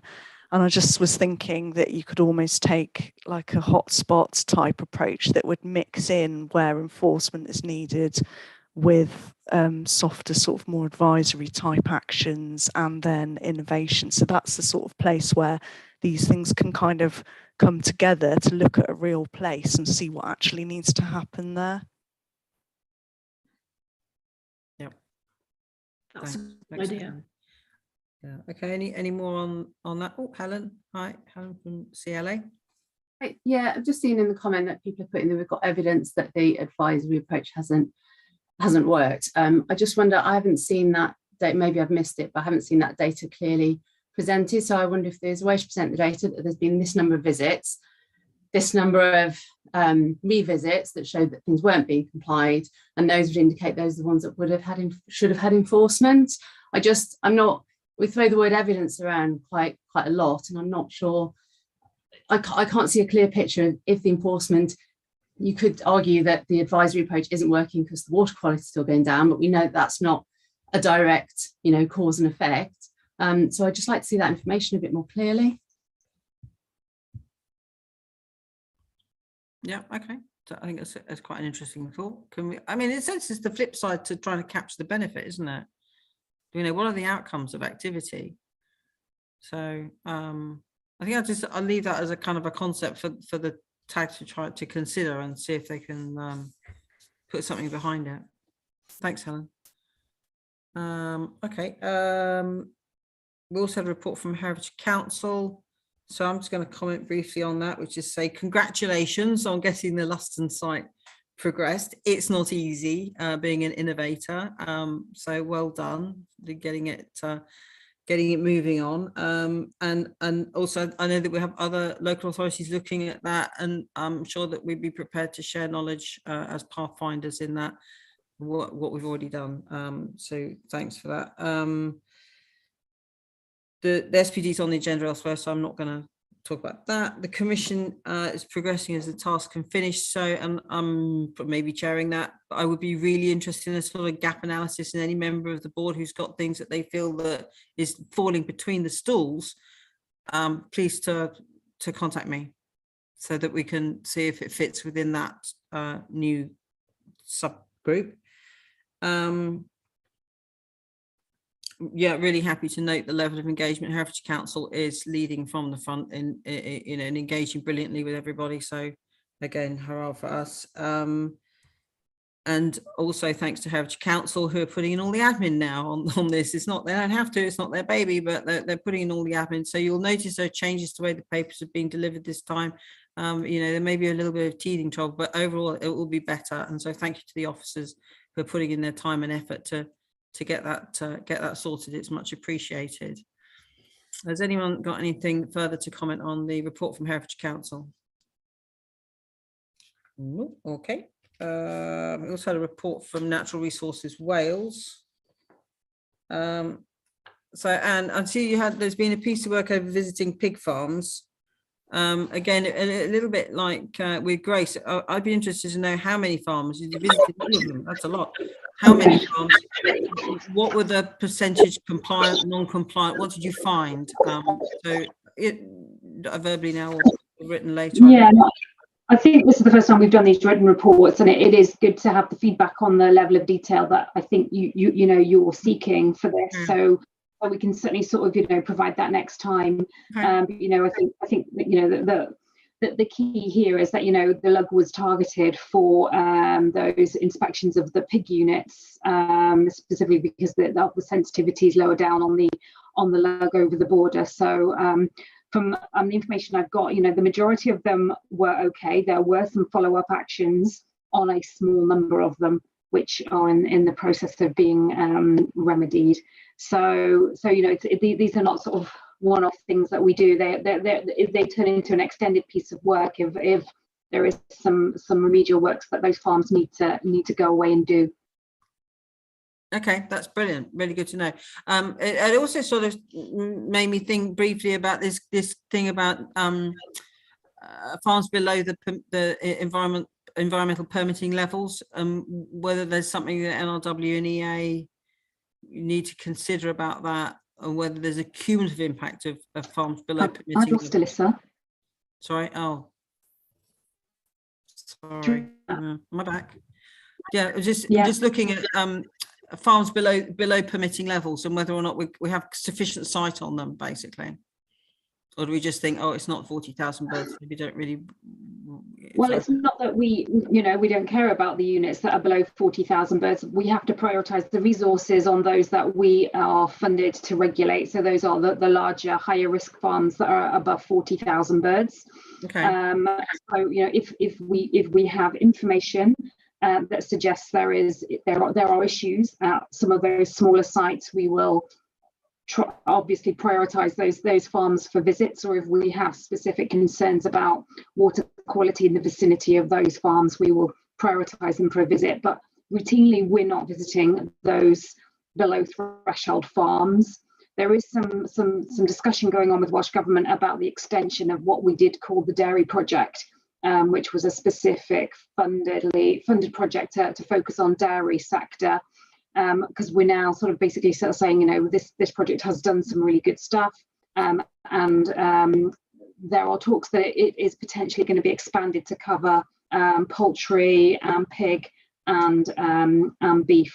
So that's the direction of travel. We haven't actually had that confirmed yet, but that's the direction of travel, which will help us with those below threshold sites. Yeah, okay, that's interesting. I mean, it might be that this is something that you identify as requiring resources as a project work. You know, it's an interesting area. And then I'm just going to briefly touch on a concern around, just so that you have the opportunity to address it, concern around the NRW position that there's no direct connection between poultry units and the pollution of the river. Can you clarify that position? Because I think it does cause a lot of confusion. So was this a statement that was made publicly by NRW some time ago, wasn't it? When that there was no evidence to suggest that you know that there was a direct impact as a result of I can't remember the exact wording. I mean, yeah, there's no direct connection. Yeah, yeah, yeah. If that was the wording, so I think, you know, it's likely that poultry farms are a factor. But they are not the only factor, and I think if we solely focused on a single sector, we would be making a big mistake. So I think, you know, our sense that this is that the issues that we are seeing on the river is coming from a number of sources, poultry being one of them, not necessarily the only one. I think that's probably, you know, the best I can say. Okay, thank you. Just to draw your attention in the chat, Councillor maybe would like to talk to you further about the expansion of the dairy project. So thanks, Anne. Mary? This is a really stupid question, but who sets the permit levels for the smaller, you know, what's the threshold and who sets it? And is there a way that you can vary those so that if you've got a catchment in trouble, that everything needs a permit? Or so this is universal? Yeah, so this is England and Wales legislation that sets those thresholds in the environmental permitting regulations. Okay, so we have spoken to Welsh ministers because there may be some scope to explore making some changes on the Welsh side of the border. Obviously, you know, because we've since separated and the environment is now devolved in Wales. So, but at the moment we know those thresholds are set in the environmental permitting regulations, which is UK or England and Wales legislation, I should say. Is it something the board could and to other people and say that we've got a catchment that's in strife, and can we have some say over redoing them? Obviously, a 40,000 bird unit is the equivalent of 10,000 people, which is the size of Ross-on-Wye, so, or thereabouts. So you're talking, it can make a big difference. And if they kind of gradually creep up on us as a catchment, and then we also know that we haven't been able to identify how many birds there are or pigs there are. So that's the other thing. It might be that we can say, can we look at permitting in a different way because of the catchment's problems, even if it's just temporarily, I don't know.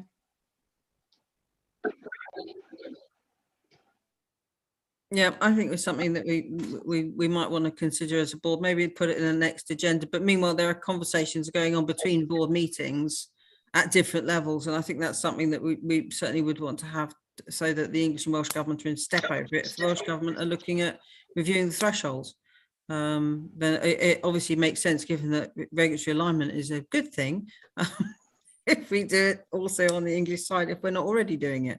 So that's really helpful. Thanks, Mary. Martin?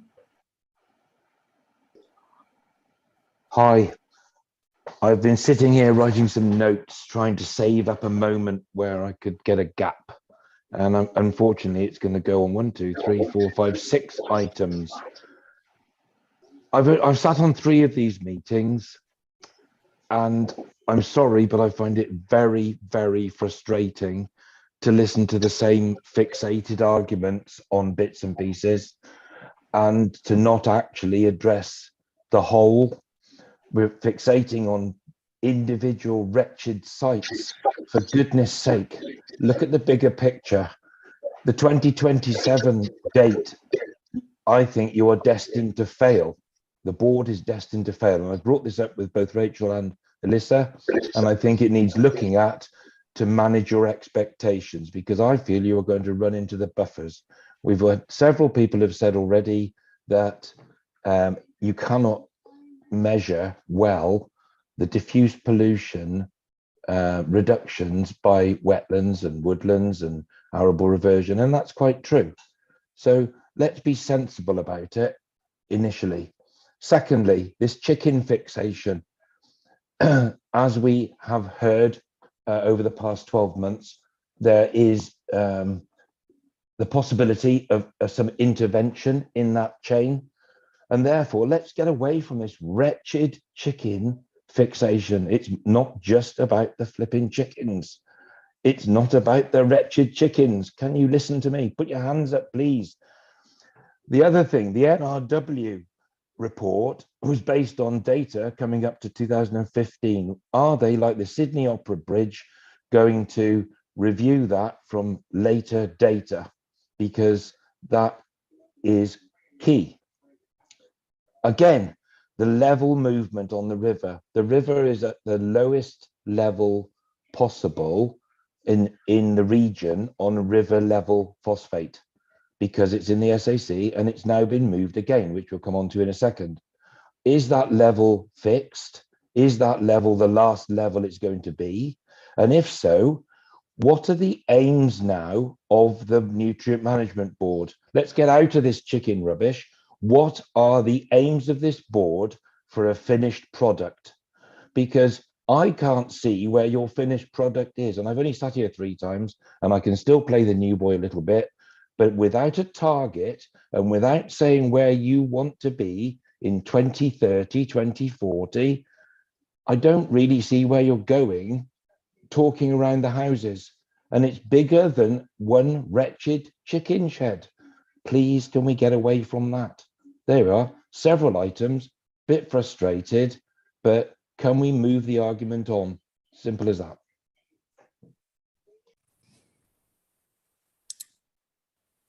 Thanks, Martin. Well, we can't entirely ignore the chickens, I'm afraid, because they are the feathered elephant in the room. And the refocus work, which has helped us a great deal to understand what's going on, has showed us that we have a nutrient imbalance within the catchment, and that is due to livestock numbers. So, Alyssa, I know exactly. So I know. I'm afraid it is part of the problem. I know exactly about the problem. I know exactly about the refocus work because I've read the wretched thing.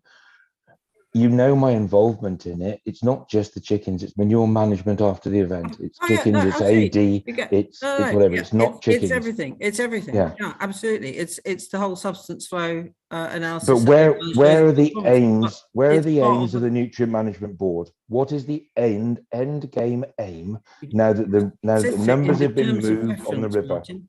Okay, so see the river into favourable conservation status.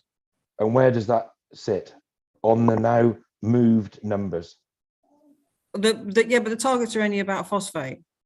The favourable conservation status is about conservation targets. There's a whole different bunch of stuff. Yeah, shall I just add to that? Yeah, briefly, Alyssa. So the water phosphate targets are one part of the favourable conservation table. It also looks at the macrophytes, the inverts, the salmon numbers, otter numbers. So there's a group of all the plant communities of the river.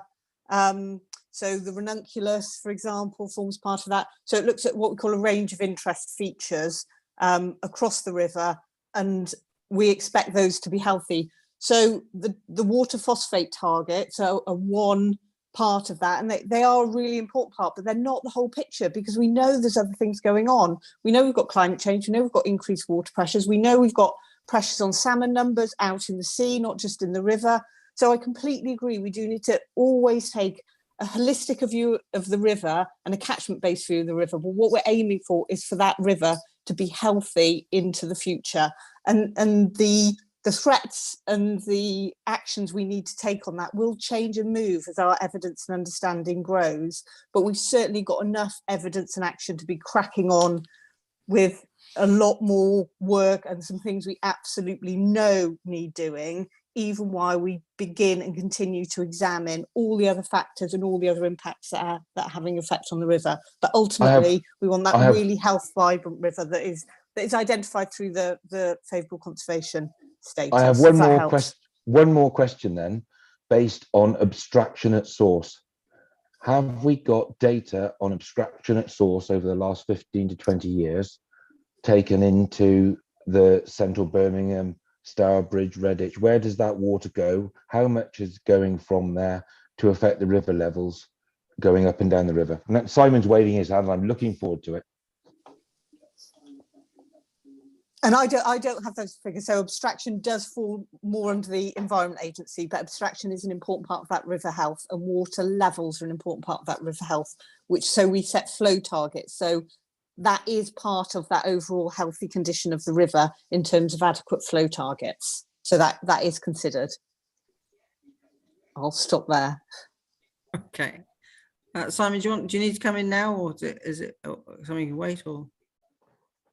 I don't want to steal Fergus's thunder, but the water company has completely transformed the way that Ellen Valley operates. Less water is going to Birmingham, more water is for the river. The valves allow for spates that would otherwise be reduced to be propped up. They let more water go for 7 days after the flow rather doubles. The amount of regulation that's coming out of the river, out of the Ellen Valley, has doubled. The amount of regulation releases. You can see looking at the Ellen Valley hydrograph, as soon as the flows drop at the lower end, they open the taps on the reservoir. They are doing more than their part, I think, in the case of flows. Sadly, some of the, as you know, some of the agri abstractions, the river will be on its knees before they get their hands off, and those need to be looked at as well. We need to have everything in balance, and everyone takes ownership, exactly as you said earlier. But I'll leave it at that. Thanks, Simon. Councillor Charlton. A bit worried about asking my question now, because actually in Powys, I think there are more problems with the river in Powys. I think from my very brief reading of this, we've got more of a problem in Powys than you have in Herefordshire on the Wye. So we are fixating, I'm afraid, on all the different elements of the phosphates that are going into the river. And sewage is probably not our biggest issue here because of the numbers of people that we've got and the amount of sewage that goes into the river from Powys. I'm guessing that. I don't have any evidence of that. What I would say, we do have a lot of agriculture in Powys, and a lot of that is, I'm afraid, in recent years, chicken farms, and they've increased in recent years as well. So there is an obvious correlation for members of the public between IPUs and the amount of phosphates going in the river. And there is also an obvious correlation between the members of the public that the health of our rivers, where we live and where we see on a regular basis, is declining. So there must be a reason for that. And, there may be all kinds of reasons, but the fixation is in many places phosphates from large, intensive chicken farms, as well as historical phosphates in the ground. And we know that. But I do agree with Martin that this is such a complex area, and we do need to raise public awareness of why the rivers are in such a state. And it isn't down to one thing and one thing only. It's down to a lot of things, including climate change and including lots of other things. I mean, we've probably had the driest summer and winter that we've had for many, many years. That's also going to impact on our rivers this year. We have floods, so the rivers rise and fall very, very quickly. That has a massive impact on our rivers, including things like crayfish and other elements in our local rivers and on the Usk and the Wye. So I do agree with Martin, this is a complex area, but I don't think we can just say, we've got to forget chickens, because I'm afraid I don't think we can. So it's not a question really, it's an observation, and I'm just putting in my 2 penneth worth at this moment. But it was going to be a question about NRW and how they're actually measuring the rivers at the moment and where they're getting their evidence from. But I will leave that to have a chat with Anne Weedy on another day, and she can answer that question for me then. Thank you. Thank you, Councillor. Okay, Rachel, and I'm just getting a little bit mindful of time because we have got a big agenda to get through. Thanks, Chair. I will try and be mindful of time too. Thanks.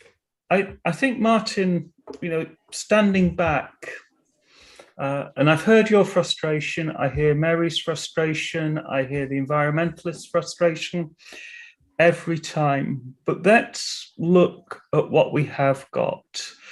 We've got Monmouth here today, and they had their motion to council last week. wanting to put their council in a different place. We have a more vocal Powys here today. We have Welsh Government coming to hold a phosphate summit at the Royal Welsh Show. We have behind the scenes Natural England, Natural Resources Wales, ourselves, Powys, and the Environment Agency regularly meeting in a more strategic way than perhaps has been the case before. But I think we have to accept that there are some real governance challenges here in that no one organisation owns this or has responsibility for this. We have a voluntary plan and a voluntary board. And that, I think, is where the frustration is created. And if I'm honest about my TAG colleagues, looking at them, there is an overwhelming expectation of the volume of work we're expecting TAG to achieve. I think we need to be honest about that. We keep on loading, we want more evidence, we want more of this. And these are people with day jobs and 20 or 30 different calls on them. So that is why I've begun to take forward the idea around the Phosphate Commission, but develop it into a scrutiny task and finish group, because I think there's some excellent work that Hayley and the TAG can do around the practitioner issues that we face. But also we've heard today our frustrations about how planning might work with private schemes. We've heard the challenges around 40,000 and under for chickens. There are a whole series of systemic issues that I think we need to take a wider look at and actually commission support. So Professor Withers, who's done excellent work in Northern Ireland, is willing to work with us around commissioning further work about what we do to change the system, what we do to get a more effective strategy on this. So I'd stand back, Martin, and say, look at what we have got. Look at what you're achieving through Farm Herefordshire in terms of the muck, phosphate and water, but recognise that there are a whole load of things that we probably need to do together differently. And I'm committed to working with you, Martin, on how we actually might make that more effective.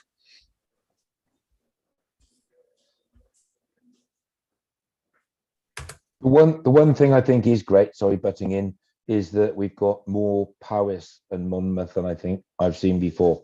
And that's brilliant, absolutely brilliant. Agreed. Thank you. Thanks, Rachel. Fergus?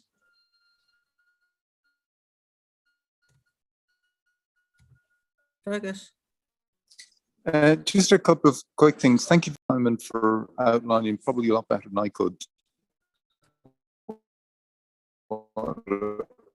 Hello? Hello? We're struggling with you a bit. Hello, sorry, can you hear me? Yeah, that's better. Hello? Hello? Oh, hello? Hello? I'll tell you what, I'll put it in the message. Okay. Put it in the message, okay? Right. Yeah, brilliant. Thanks, Fergus.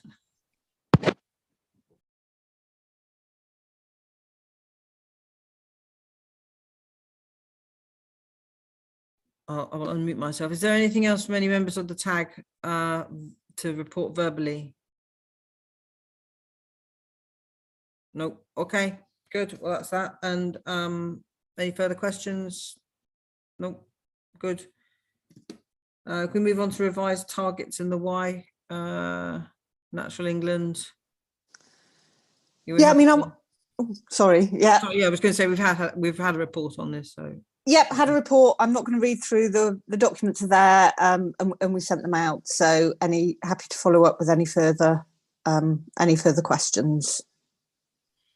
Thanks, Kate. Yeah, I had a question because in one spreadsheet, one of the columns, we've got ammonia, and then in the another spreadsheet which has got the current levels of the phosphate, there isn't a kind of a current level. So you've got the levels but not the current levels. And anyway, but I was sort of wondering what would happen. I'd be interested in knowing that anyway, because I know that was something we had a briefing on that not that long ago at the board, didn't we? The ammonia levels.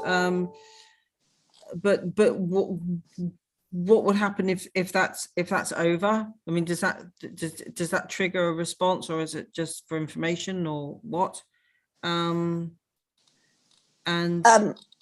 Sorry. Yeah. Go on. yeah, sorry, yeah, no, and you were going to review the condition of the river, and I don't know where we've got with that. So as far as I'm aware, we haven't adjusted the ammonia levels. The targets remain the same in the favourable conservation table. I can double check on that, but I think the ammonia targets haven't been revised. And yeah, regarding the condition, as I mentioned earlier, that's really, the work on that is really slowed down by the fact that we're really struggling with recruitment of those freshwater ecologists. So it's very frustrating that. It's really frustrating, and we're trying everything. We've got we're carrying 4 vacancies at the moment, so the load of work falling on the couple of people we have across the whole of the West Midlands is really significant. And that doesn't mean we don't really understand the real desire to get that condition assessment up to date. So just to go back to the ammonia thing, I know you've got the targets then, as you say, that they are what they are, and they were in the first table, but there isn't a column in the subsequent table which shows the performance against target of the phosphate, or the solid reactive phosphate, a column in that table to say what's. Oh, to say the performance. Okay, I can get that added. Sorry, it's because that's it. I'll take that action away. Yeah, that's all I wanted to say. Thanks, Claire. No problem. I think it's Mary. Claire, just can I pick your brains on 2 things? So when you redid the targets, that's because it then would line up better with Natural Resources Wales targets. Is that right? No, that wasn't not solely. No, we redid the targets because the Common Standards Monitoring Guidance dictates that we should use near natural targets where that is feasible to deliver. That guidance had been updated since we previously set the targets in 2010. So it was an update of that target. Natural Resources Wales had used that methodology because that's Common Standards UK monitoring guidance to use. So they were using the correct guidance. All we were doing was catching up with them, to be honest. So is that guidance likely to change again? No, it doesn't get updated that often. It's UK national guidance overseen by JNCC. So it doesn't get updated that frequently. I think there was one update over the last 10 years. But we do need to continue to look at the river. But those near natural targets, I wouldn't expect the Common Standards Monitoring Guidance to change on those in the foreseeable future. No. And then is it possible to quantify the change into how much more phosphate needs to be saved or phosphorus needs to be saved, so that we kind of put it into context? Because obviously it's just a number, and for 15, 30, whatever, they don't mean anything. Sort of into kilograms per day, So, I think we can get everything into some similar type of measurable. It just means we're all focused. I think somebody mentioned last time, we have that thermometer about a village hall raising money. How do we chip away at those village hall targets? It's just something like that, I think, is a really feasible way for us all to buy into it. But it might we should be able to do that and make it into something, try and make it something that feels more manageable and reasonable, and we should be able to, and is more clearly understood. We should be able to. And last, really, again, trying my luck as I always try and do, because they've changed the figure, are they likely to say you could have a little bit longer than 2027 to get there because it's all changed? Well, for us, we didn't, in Natural England, in order to reach favourable conservation status, that is an ongoing journey, and we acknowledge that some actions might take beyond 2027. Okay. So 2027 is the WFD target, but for us, we want to get to favourable conservation status for the river as soon as we can. But we do realise that some of these actions may take longer. So the 2027 is a particular Water Framework Directive target. But that's not the planned target, you're saying, or doesn't have to be the planned target. That's our aim. I feel a bit sorry. I've spoken to Kate and Simon and Martin, and nobody thinks it's possible. So I kind of feel like if the kind of goalposts were there, then they shifted, and then it's kind of the date didn't shift with it, and then it's almost like everybody thinks it can't be done. Why are we bothering to do it? Does that make sense? And the It only does, people but that- we've absolutely got to give it our yeah. best effort to get this done. Obviously, I agree with you because I'm the person that can't work. So I 100% agree, but I'm trying to think, how do you make it a realistic thing that everybody goes, I want to do that because I can see it happening. Otherwise, to be fair, Mary, I don't get the feeling that anybody here is working to a date target, and that, you know, we're kind of thinking, oh well, let's not bother. It's sort of, it's there, but it doesn't really matter. What we're working for is to get the river right. but it does to the moratorium, because if the plan's not in, if the plan can't be delivered to favourable conditions by 2027, we have to have a planning moratorium. So it does matter to me and Jim. Yeah, I'm not, no, but it's whether the plan has the certainty to deliver favourable conservation status. But I think for the people working on this, I don't think it really. I No, don't but think if you were looking at how would you, everyone if you need needs to do everything that they can as quickly as they can, basically. yeah, which, you know, clearly it's not going to happen by 2027, but I'm just saying for us to have a moratorium based on that date, and also the local plan, Alyssa, will be based on whether we've got a new management plan. So we haven't got one, we won't have one. It just seems a really artificial way to kind of make planning policies for the next 20 years based on something that's broken and can't ever be made right by the date somebody gave us. I don't know. Okay. Rachel?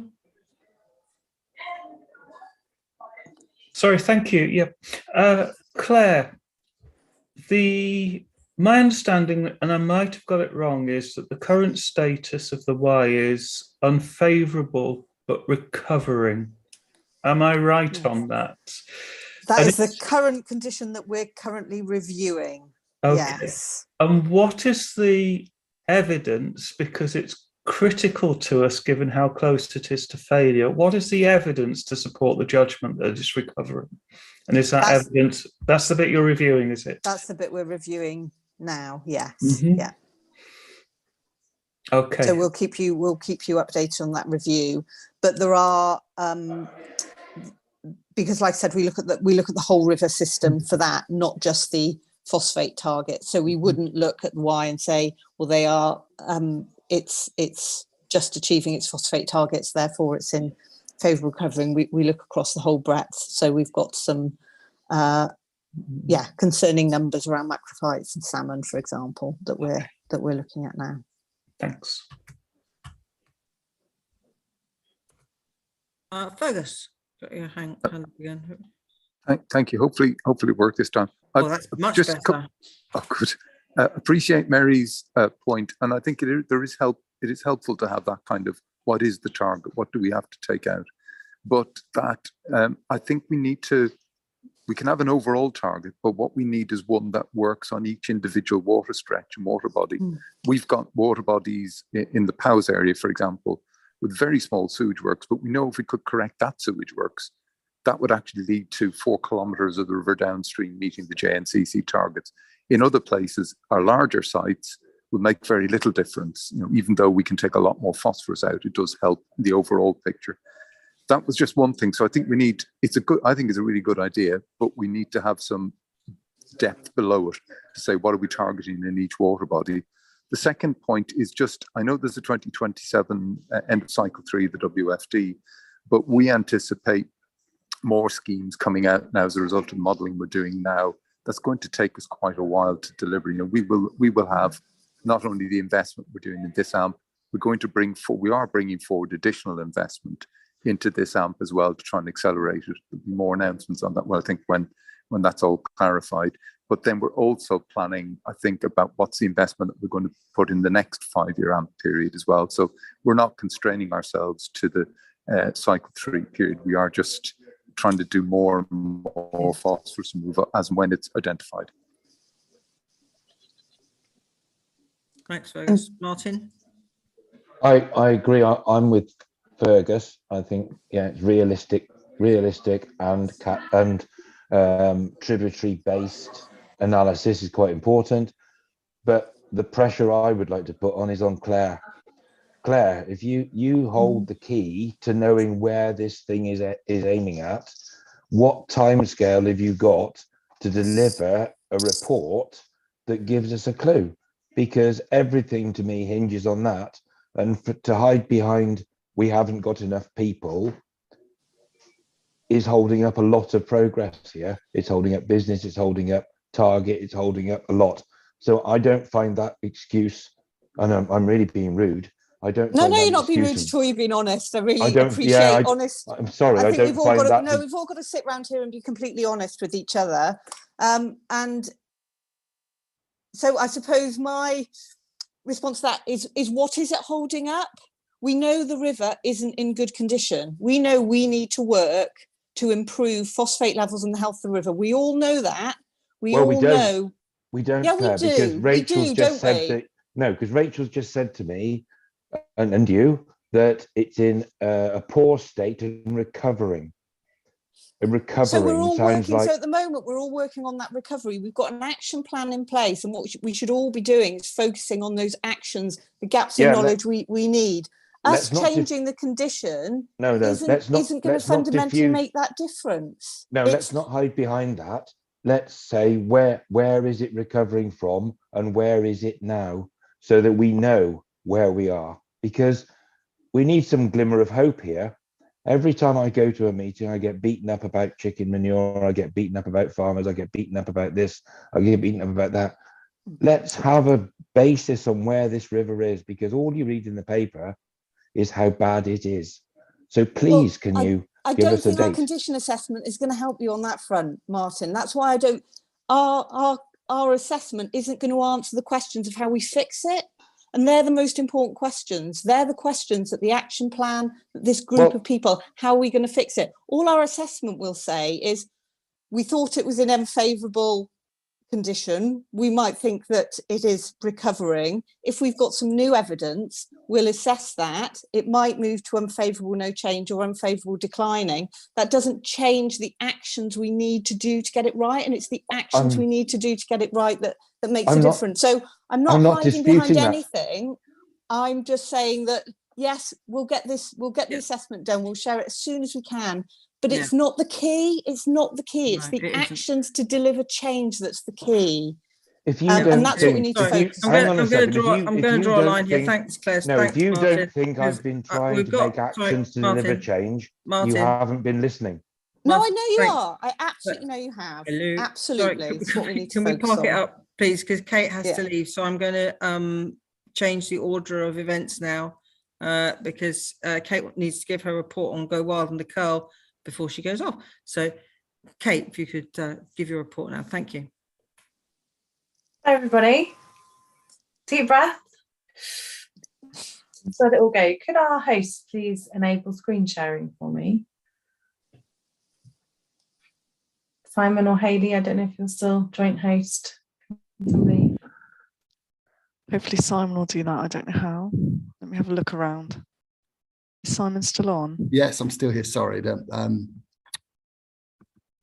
are we trying to do? Sorry, I was distracted by a colleague there. Can I share my screen, please? I'm the next presenter.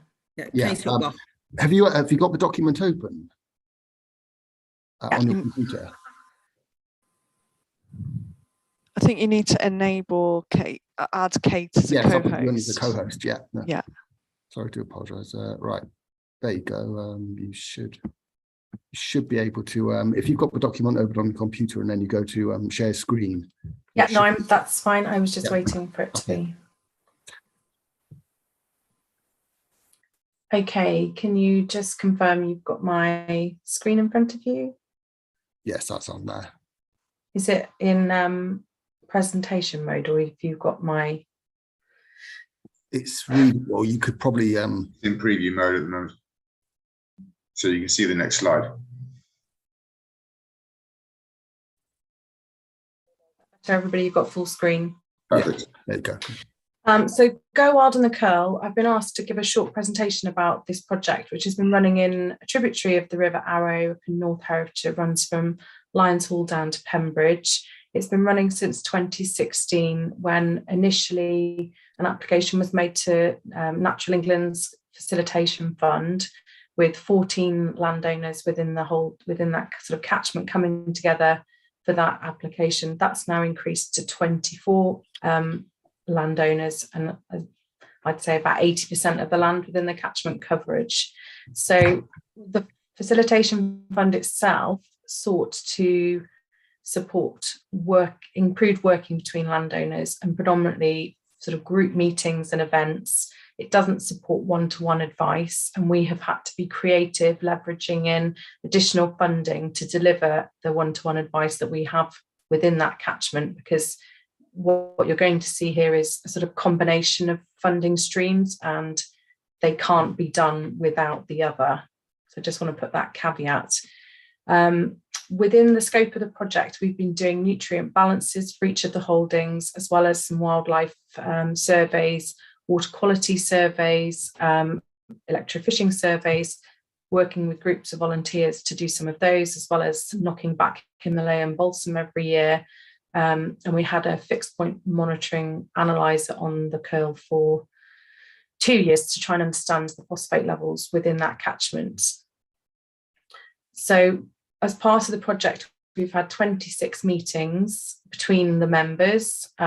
Those topics have ranged significantly from helping people improve bird identification so they can do their surveys for the GWCT Big Farmland Bird Count, around carbon footprinting. We've worked with Welsh Water to take group members to the Lemps sewage treatment works, as well as the Lyons Hall sewage treatment works, to improve understanding of how those systems actually operate and what they discharge, because there's often a bit of sort of finger pointing both directions, and we wanted to just sort of clear that up for group members. Our advisors have done natural capital assessments for the holdings and identified a huge bank of opportunities to deliver over the coming years.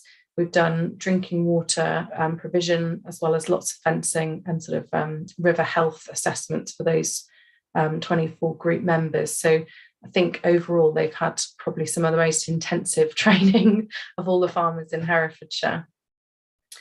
So one of the key elements of the project, we've been doing soil testing with those holdings over the 5 years, doing sort of 4 or 5 fields each year, just to try and improve their understanding and our understanding of the phosphate levels within that catchment. At one stage, and I can't confirm or deny whether this is still the case, but at one stage that area was the highest density of chickens in the whole of Europe, that area between Lyons Hall and Pembridge. So there is a large amount of poultry manure being spread there. Subsequently, it's now the highest density of anaerobic digesters in the county. So there's also a lot of digestate being spread in this area. And traditionally it would have been sort of mixed holdings, arable and grassland. So we're trying to really understand the nutrient loading within those soils to see where there might be hot spots that we need to try and mitigate against. So you can see some of the sort of results collectively across the farm. We've got a number up at 4, a large majority at 3, the majority at 2, and then some of them running at 1s and 0s. So we sort of take that information and combine it with what we're calling a sort of phosphate balance. This is based on the Northern Ireland methodology, where you sit down with the farmers and you quantify all of their bagged fertiliser inputs, the total manures that they're producing, any bought-in feedstock, livestock coming into the farm, and then you balance that with the outputs of crop produce, livestock produce, whether that's milk or muck, and you end up with the figure of kilograms of phosphorus per hectare. So you see pretty rapidly whether that farm is in excess and should in fact be exporting more phosphate so that it doesn't build its levels and continue to saturate itself over time, or perhaps whether actually because they're exporting lots of produce or lots of manure, they may actually be in deficit, and therefore if they have got high phosphate indices, if they carry on in deficit, they may well run them down. So this has been a really useful process to try and understand sort of saturations and deficits on farms. As I mentioned at the beginning, we've really had to be creative, drawing all the different funds together to deliver benefit. And one of those key elements has been countryside stewardship. So we've supported just shy of £1 million worth of mid-tier applications. And I've listed there some of the benefits that that has secured. And I know that the first question from Mary will be, have you quantified the benefit of that in terms of kilograms of phosphate reduced? And the answer is no, but I suspect we should be thinking about doing that through Farmscoper, if that's now the method of choice for the sort of nutrient neutrality in agricultural elements that we're going to hear about later in the meeting. But those are some of the benefits that the group members have secured on their farms. Oh, sorry, not going forward. So the monitoring that we've done to try and capture the improvements have been sort of just citizen science at its best. It's been led by Tony Norman, who is a dairy farmer, an anaerobic digester and poultry unit in the catchment. He's the sort of reason the group was formed. He's been out with some of our staff throughout the length of the project and has been taking phosphorus readings. And on average, the tributaries, because there's various different points throughout the catchment monitored, on average reduction has been 20% throughout the lifetime of the project. So we're really proud of that. And I think that 20% really is a result of those improvements that I've shown on the previous slide. It's correcting all of the issues in yards and excluding livestock. What will be more challenging now is reducing the overall phosphate saturation and trying to mitigate against the high phosphate soils, which could reduce that level further. In terms of project finances, we've had 85k over 6 years from Natural England, which then was passed the DEFRA to run the scheme and do the group meetings, the soil monitoring and the phosphate balances. The additional monitoring has been supported by the Old Acre Foundation, as well as other DEFRA grants, the Water Environment Grant, enforcement undertakings. Obviously, the stewardship scheme is the biggest sum, which is nearly £1 million. So you can see how some of those different bits have had to be sliced together. Back of the fag packet maths for the TAG group that I did in terms of upscaling this model across the rest of the Y and then the lug. Facilitation, effectively £1,000 farm, you would be looking at just shy of 5 million for the remaining holdings on the lug, assuming about an 80% engagement rate, and then another 7.5 million for those holdings on the Y. And likewise, you need to make sure that the monitoring is in place, utilising the much expanded citizen science network that we have now compared to when we started this in 2016, but also supported by those kind of fixed point monitoring sondes, because that gives you so much more detailed information around total and available phosphorus in the water column. But as we know, we're moving from countryside stewardship into ELMS, and we're yet to be advised as to what the funding for capital works and local nature recovery, etc., will provide to us. So whether those other big sums of money like 18 million and 29 million will be secured in the same way that we've had for the last 6 years is yet to be seen. And it would be remiss of me not to mention the fact that really 5 years of good work can be undone in a flash. This was water samples from the Curl Brook a couple of weeks ago as a result of an anaerobic digester from Hereford itself rather than in the catchment spreading digestates. Really disappointing. I can tell you the group members are obviously very upset by it. Hopefully the ecology are starting to recover from that very, very strong dose of digestate that went through. But I do believe that that 20% reduction could be significantly greater if our advisory work is underpinned with a stronger regulatory floor. And I know we've had that discussion slightly before, so I won't labour the point, but it would have been remiss of me not to mention that. That's my whistle-stop tour of the Curl Brook, everybody. I'm just going to see if I can figure out how I exit my screen. Okay. Thanks, Kate. It's great to see positive action. This group of farmers have got together. They've remarkable results. It takes a lot of work and effort and passion to make that happen. So brilliant, well done. Really happy that you're looking at upscaling and that is the way that the thoughts are going, because that seems to me to be part of the potential here. If you can prove that it works in one catchment, why not upscale? And I can see we had a comment in the chat about transferring this knowledge to Powys. Very different farming there. I don't know whether it would transfer across quite so easily, but obviously you talk to the farmers over the border because you are a cross-border enterprise. But yeah, so I, brilliant. And yeah, and obviously I think you mind read Mary. She's like, oh, right, capture as much as we can. Mary?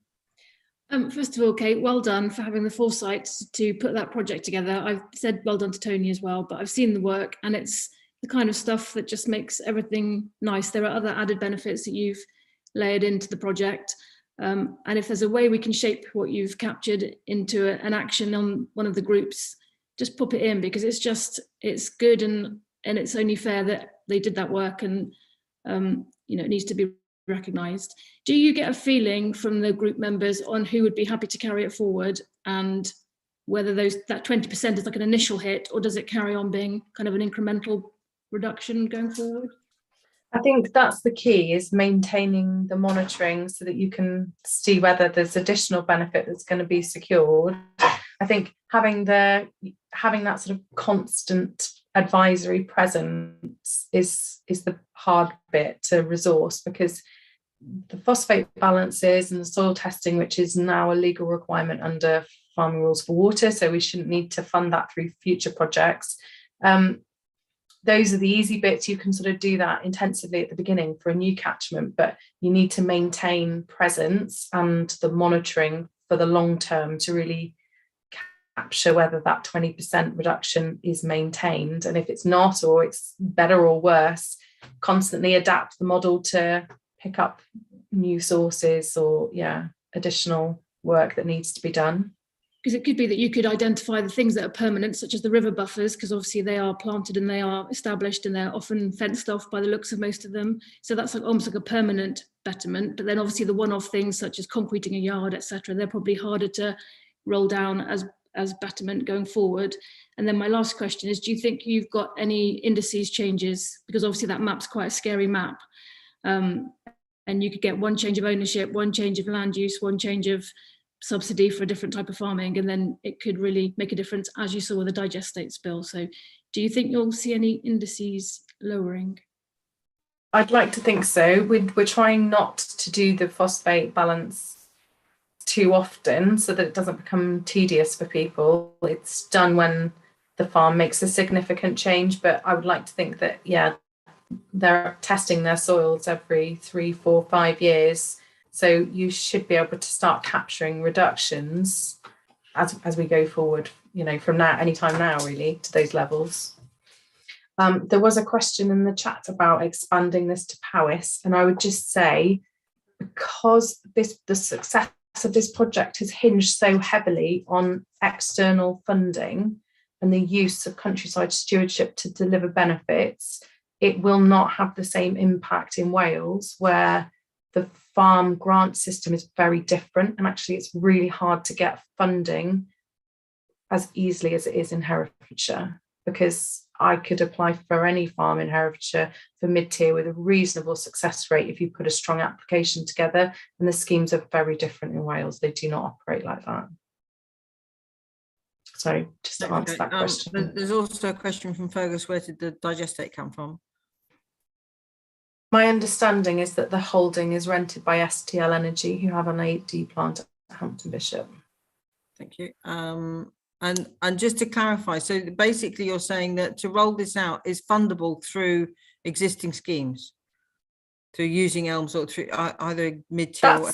That's the indication from DEFRA. They are strongly intimating that working together, catchment groups, sort of replacing countryside stewardship, will all fall within the local nature recovery tier of ELMS, but we haven't seen release of that yet. So but theoretically the funding is going to be there or is out there sort of somewhere, as opposed to requiring an extra pot of funding. It's using the funding that will come through. It should be able to use that funding, and if that funding doesn't exist, then that is a big sum of money to find in another place. Okay, thanks, Kate. Simon? Just to build on what Kate said, and to try and give some sort of first of all, well done. But in terms of trying to get some sort of a solution for Wales, Kate has hit the nail on the head in terms of the difficulty of doing this approach in Wales. But there was something she mentioned in her talk, which is that there is shed loads, there's banks and banks of natural capital in these scenarios. And if we can access this and create systems for this to be accessed, then we do have the opportunity. And that's exactly where WAF is driving at the moment, and partnering with NRW on it and trying to find a way that we can transform land use in Wales for the benefit of the river and for the benefit of the farmers. Thank you. Thanks, Simon. Right, any more on that? No, brilliant. Right, I'm going to quickly zip on to, I know I'm changing the agenda about, just have to bear with me. I'm going to zip on to refocus. Kate, can you hang on for literally a minute? Or is she gone? Yay, okay. So right, I'm going to talk about refocus. I know we all know about refocus, but I want to first of all thank the refocus team, because I think we don't do that enough. So thank you to Paul Withers, Shane Rothwell, Kirsty Forber and Christopher Lyons for the work they've put in here. We've come to rely on their findings and we mustn't take it for granted. So we're very fortunate to have been included in their study. So I'm also going to take a moment to thank someone else for quietly engineering this good fortune, and that is Kate Speak-Adams of WIASC Foundation. She is an amazing driving force behind some of the best things that we see happening. She takes no credit, she just gets on with it, putting together massive funding bids like the landscape recovery bid, working positively with all sides to make a difference. And I wanted you to hear that, Kate. Respect and thank you for everything that you do. You can go now. Thanks, Kate.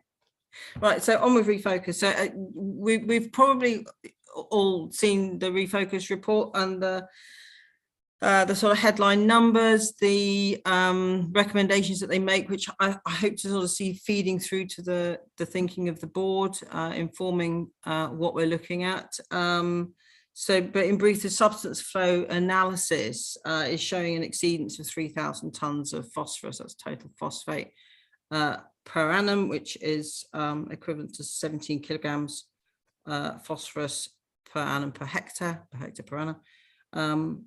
Which is about 30 blue whales. I looked it up. So that's the challenge. And then the recommendation basically is we need to rebalance this and go below that in order to start to draw up the legacy phosphate, because this 3,000 tonnes per annum is accumulating in the soil every year, and therefore when it's not enough just to kind of get to neutrality. We have to get to a point of negativity to start to draw. And one of their model scenarios for this, for instance, is given as a 75% reduction in imported fertilizer phosphorus, 80% reduction in pig and poultry manure phosphorus, and 50% reduction in cattle manure phosphorus, which would result in a negative balance of 4 kilograms per hectare per year, which obviously at the moment we're at a plus 17 kilograms per hectare per year. So that's where we are, is plus 17, where we ideally need to get to is minus 4. And that's the sort of, in a nutshell, their maths on the problem. And really it's a brilliant report. It's really readable. It's very interesting. If you haven't read it, I recommend that you do. They have deepened our understanding of the substance flow within the catchment of phosphorus, and I think are really critical to how we think about everything now. So thanks to them. And has anyone got anything that they want to say about refocus? Mary. I'm sorry, it's always me, isn't it? Why aren't we using the recommendations? Why aren't they kind of being? Well, to be fair, they've only just been published. This is what's coming. I mean, they presented to the board in January 21, but they didn't publish until but just now. I mean, just a few weeks ago. Do we need an action to say that they need to be looked at, because they're huge amounts? We could do that. Yeah. I mean, maybe the tag would Hayley, would the tag be looking at this anyway? I'm assuming that you do.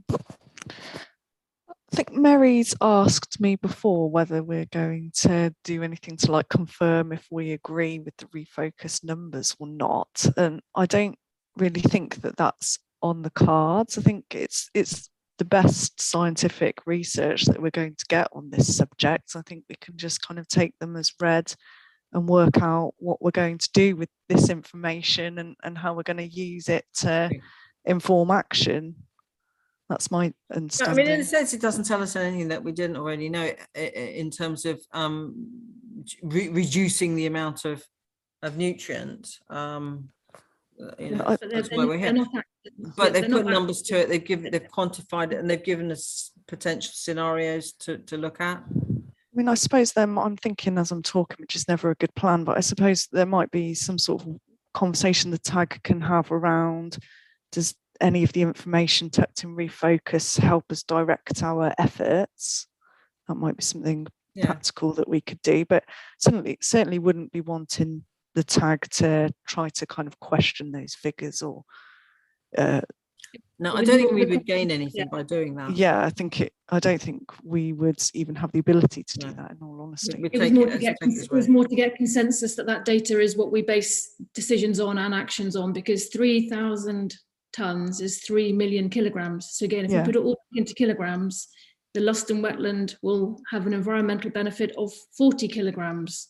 So the amount that we need to save is way bigger than any action we've kind of got on the table. And that's not to say that the actions are not good, but we need to look at the biggest actions or more of the other actions. That's the other way of looking at it.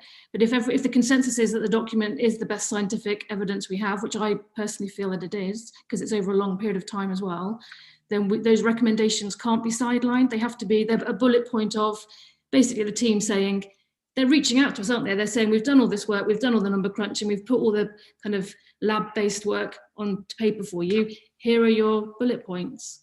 So I don't want to sit on a board that then says, oh, that was a really good read, and it is a good read, Alyssa, if you like me and you. Yeah, it is good. But there are other things within the recommendations, you know, over data, over better, you know, better data, better, you know, so there are things that I think the TAG should look at apart from just the substance flow side of it. Only highlights that we can't discuss the whole thing, would be here forever. But no, I like all the actions. And one of the things that I'm particularly intrigued by is the potential for farming at Olsen 1 without loss, and that seems to me to be, you know, something that the farming groups, Martin, I see you want to speak, maybe you take that up with Farm Herefordshire.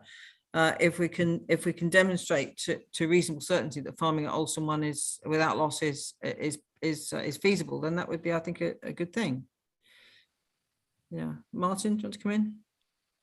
Yeah, I mean, the sums are there, aren't they? Black and white.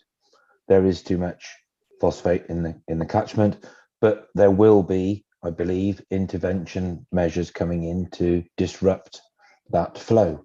So for me, on the agriculture side, which apparently is 66% of the problem, for them to improve their performance, or as farmers to improve their performance, it's as much education, advice and assistance that they can get to change a mindset on what they need. I know there's already moves, people are growing or trying to grow potatoes without phosphate use, which is quite something considering they're a phosphate hungry crop. It's all the soil health, soil use, cover crops, buffer strips. But you know, if we're looking at agriculture in the spotlight, which it is, and that's fair enough, there is a massive change coming now with agricultural regulation, agricultural reform, subsidy movement. The Ukrainian war has supplied us with some interesting numbers, but going forward, that's only going to change, I would imagine, and the pinch will come. So why would farmers want to waste money?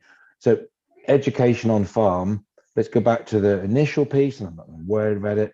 Advice is key. We have to have the land managers on side because they are 66% of the solution, not just 66% of the problem. And so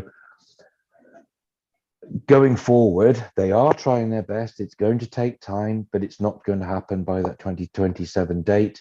But education, re-education and knowledge exchange is, for me, key within the farming industry. Simple as that. But intervention has to come to make that big change. Yep. Thanks, Martin. Okay, good. So moving on, I'm sorry I've been mucking about with the agenda, so we're just going to pop back to the agenda item, which was the response from Minister Powell Just to note that response, I dare say we've all looked at it. For me, it underpins the desirability of getting good evidence behind the actions that we're taking, both voluntary and regulatory, so that we can see that there's an outcome wherever possible. Also, I thought it was interesting that the proposed review of SAFO and farming rules for water, and assuming that our statutory members will be engaging with those reviews to make sure that the regulation is fit for purpose and can do what it needs to do, since they're the ones that get stuck with having to implement it. Yeah, okay, so now we're going to go to back onto the agenda. Number 7, updates on supply chain activity. This was a sort of note to self really, that I want to have this as a regular item. I don't mind whether it comes in via the tag or as a separate standalone item, but I would like the board to start capturing the work that Martin's just referred to within the supply chain, because I think that's really critical to our success, and I would like to be cited on it. And you know, and a good work needs to be supported. So let's know what's going on and be able to support it if we can. So that's all I really wanted to say about that. So that's fine. Martin, do you want to come back in, or is that a legacy hand? I'm guessing it's a legacy hand. It's a legacy hand. I Okay. left it there just for effect. Just to wave at us, thanks. That's Yeah. lovely. Okay, so now on to number 8, which is the agricultural supplementary planning document. I think we have a presentation from Angela Newry from Herefordshire Council on this. Angela. Hi, thanks. Hello, can you hear me? Yep. Yeah, great. Yeah, I haven't actually got a presentation. I was just going to give a brief introduction to the document. I think everybody has received a copy of the draft SPD as it was sent out with the papers. And I would just stress at this point that it is very much a draft document that will be subject to further amendment before it goes out. Has to go through our governance process to be authorised to go out for public consultation.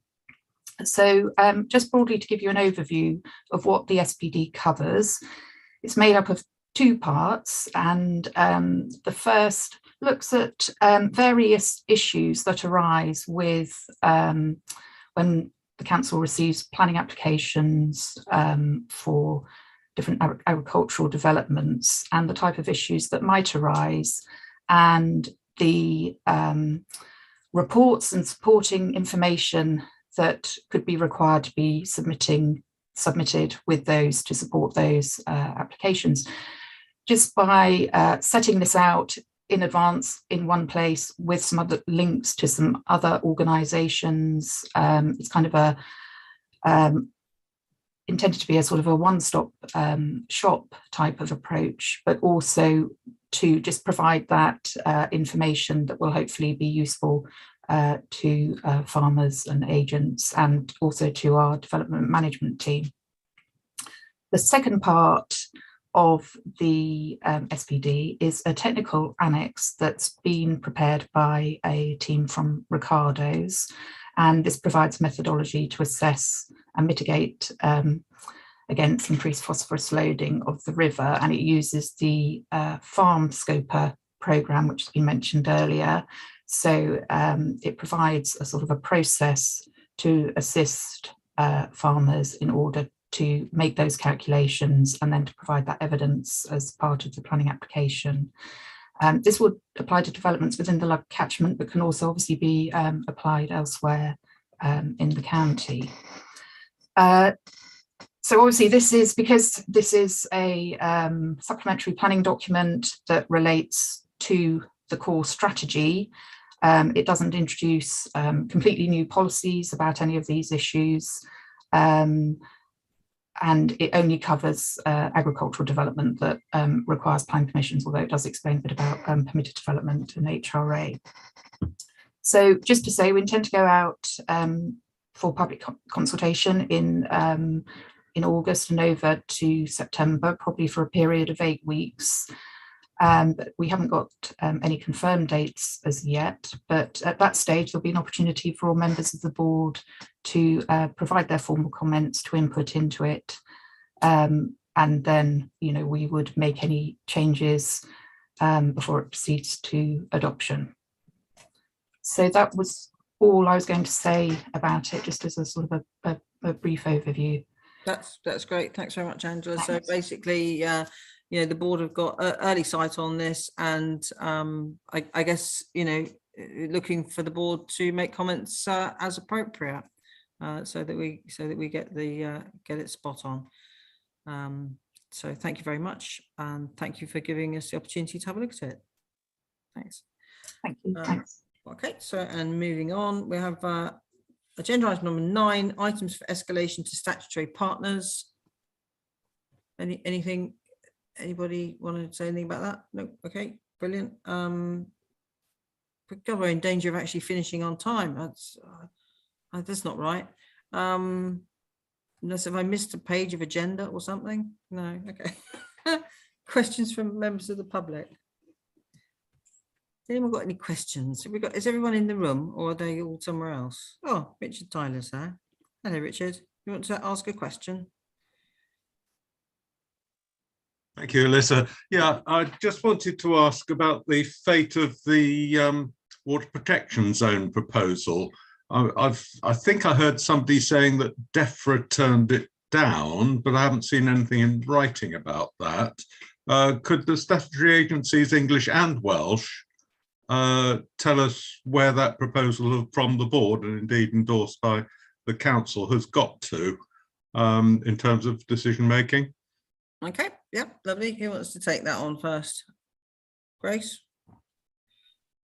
I'm happy to give it a go to start off with. So Richard, I'm very happy to share the response with you if you like. I'm sure that we can do that. So a water protection zone is going to always remain one of the options on the table for us, but what we need to do first is assess the effectiveness of our existing legislation, our existing methods that we've got, and to review the evidence base. So that is something that we're going to look to do through the working groups that we've set up through TAG, so through the evidence one in particular. So we need, and it's also important to say that we need time for the new bits of legislation and for our new officers to be in to see what difference they have made before we go down that route. And that was the response from Minister Powers, saying I've put that she's put more effort into the area, and we need that to have more time to see the impacts first before going down a WPZ route. I would dispute that, but let's not prolong things anymore now. What about in Wales? It's the same in Wales, I understand, unless Anne wants to come in. Anne, do you want to come in? Yeah, so in Wales it would be the decision of Welsh ministers, but again, it has to be evidence-based, and we have to be sort of satisfied that the current regimes that we have, some of them are still in the process of being implemented. The new agricultural regs in Wales, for example, we would only really pursue, whilst it is an option, we're only going to pursue it when we are clear that the current regimes are not going to be beneficial. And can I, again, I'll dispute that, but let's not do so now. Can I ask whether the minister themselves have been asked that question, and what if have we got a response from them in the same way we've got from Minister Powell? I'm not aware of there being an official response from the Welsh ministers. The Welsh ministers would require the evidence that we would have to present to them. So I'm not aware that there's been a formal response from Welsh ministers, Richard. I can follow that up if that's helpful. I think it would be helpful. This was a formal request from this board, and I think it does need a formal response. Sorry, I'm not a board member, but you can see where I'm coming from. Fair enough. Thanks, Richard. Is that okay, Anne? Brilliant. Thanks very much. Andrew McRobb. Andrew. Hi, thanks, Alyssa. I like the idea of evidence, and we've talked about refocus. We think that evidence is great. and it shows 3,000 tonnes or however many billions, millions of kilograms, as Mary said, of excess phosphate going on the land. This is something that Grace is aware that I've asked this question. If in the farming rules for water, I believe it says that no excess nutrient should be put on greater than the crop need or the soil need. So I have a dilemma. We're putting 3,000 tonnes a year on. Why isn't that contrary to the farming rules for water, and why isn't action being taken? Now, I can partly answer that myself because it is complex, but we should be questioning it. These are things that actually could impact immediately on the state of the Wye. And I hear all the answers about the Wye water protection zone, but how many years do we wait?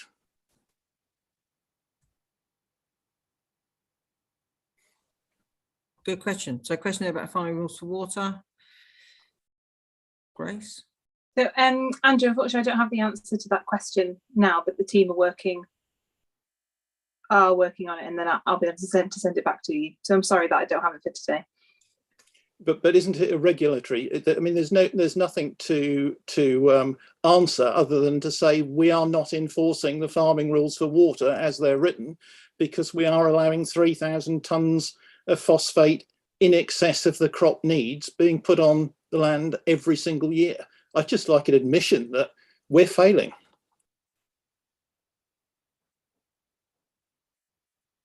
Well, it's certainly a conundrum. Thank you for that, Andrew. I think we'll leave that. You're asking an unanswerable question.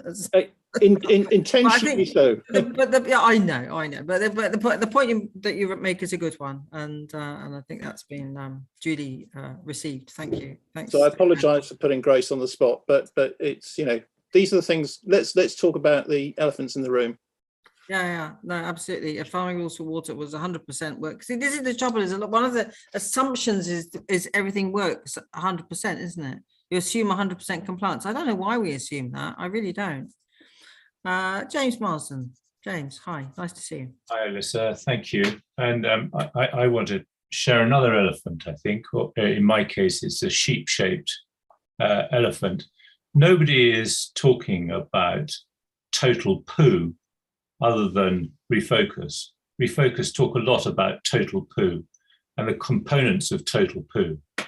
And yet, if you look at their penultimate key finding at the end of the report, a combination of reducing the number of livestock and processing livestock manures to recover the renewable fertilizer, I haven't heard that anybody is seriously contemplating or looking at that. The brilliant Curl project was essentially about mitigating measures on farm. Great though it is, and well done to get 20% reduction.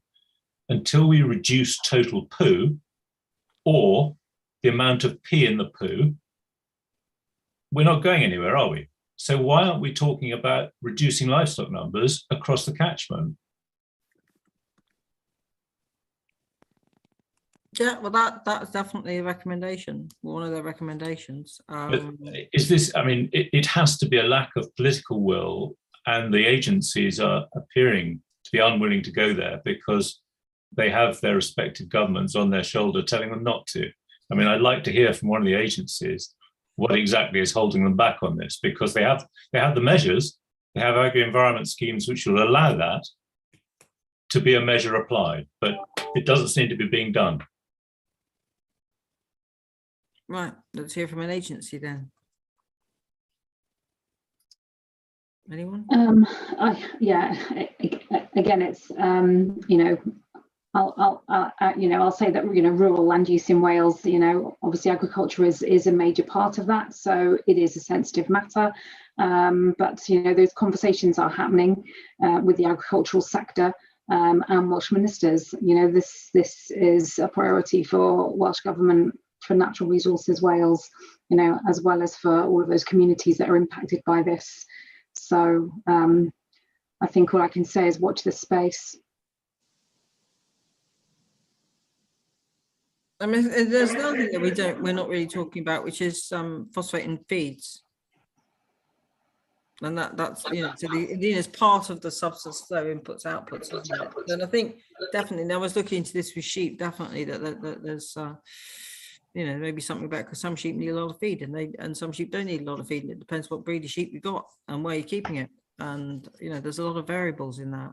I think sheep farming tends to be less intensive than a lot of the other sort of, you know, poultry and pig farming that we've been talking about. So it's you know, it's not the major player.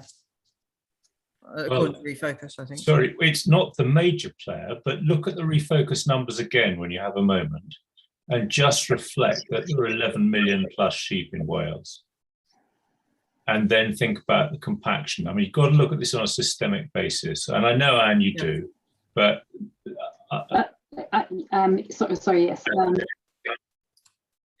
I mean, sheep farming on the Wye catchment isn't a major player for the Wye. There are other parts of Wales, and we do have 6 failing rivers in Wales. So, so it's, you know, it's likely to be a factor. Maybe less so on the Wye.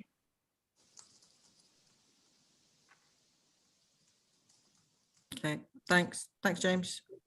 Helen Hamilton. Helen.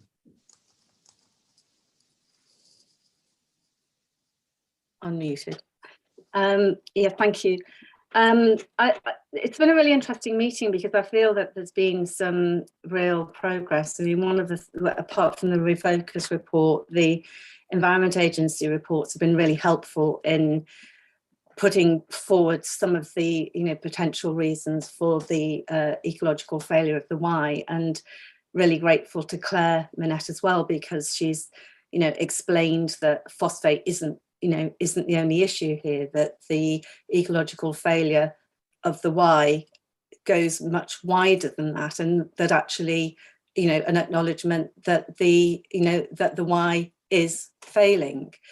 And yet in the presentation about the agricultural SPD, Angela Newey commented that the measures that are proposed of using FarmScoper for HRA, which is a completely different issue, which I won't necessarily go into now, but that they're only applicable in the lug catchment. Now, the lug catchment is already failing in terms of its phosphate levels. The Wye is in ecological failure in part, in very substantial part, due to the phosphate levels.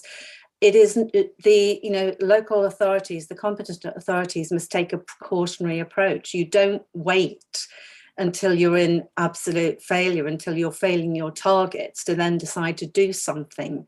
You know, those position statements and those habitats regulations assessments need to be done to prevent any further deterioration, and indeed to prevent any interference with the measures that are being taken to try to restore the SAC to good conditions. So I think we need to have a serious look at the approach that's being taken, and the position statement as it is on the river lug is very misleading, because it is suggesting that, and it is leading to HRA simply not being carried out in other parts of the catchment.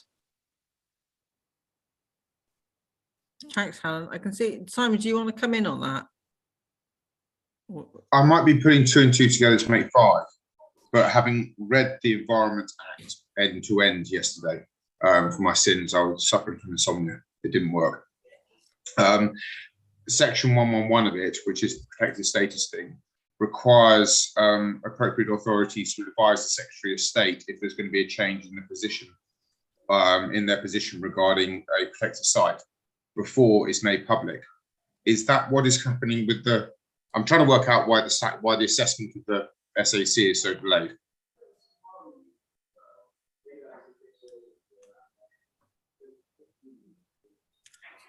But Claire? Sorry, I was on mute. No, it's not delayed because we have to consult wider than Natural England. No, it's delayed because it's delayed. Okay. Yeah. Also, the thing about the curl and the work that Kate's doing on curl, the long-term plan there is to wind back the legacy phosphorus for the 24 out of 30 odd farmers that are in the catchment. But there are a couple of farmers in that catchment who Grace knows who they are. Yeah. Can we just park the curl up for a minute? No, but what I was going to say is we're winding back the phosphorus there through stripping the phosphate from the digestate of the ADs. So all the bottoms go into the ADs, digestate comes out, phosphate is stripped from that. That is then exported. So they're managing that situation with all the bottoms in place and just taking the phosphorus out and taking it to replace other, but that's not replicable everywhere.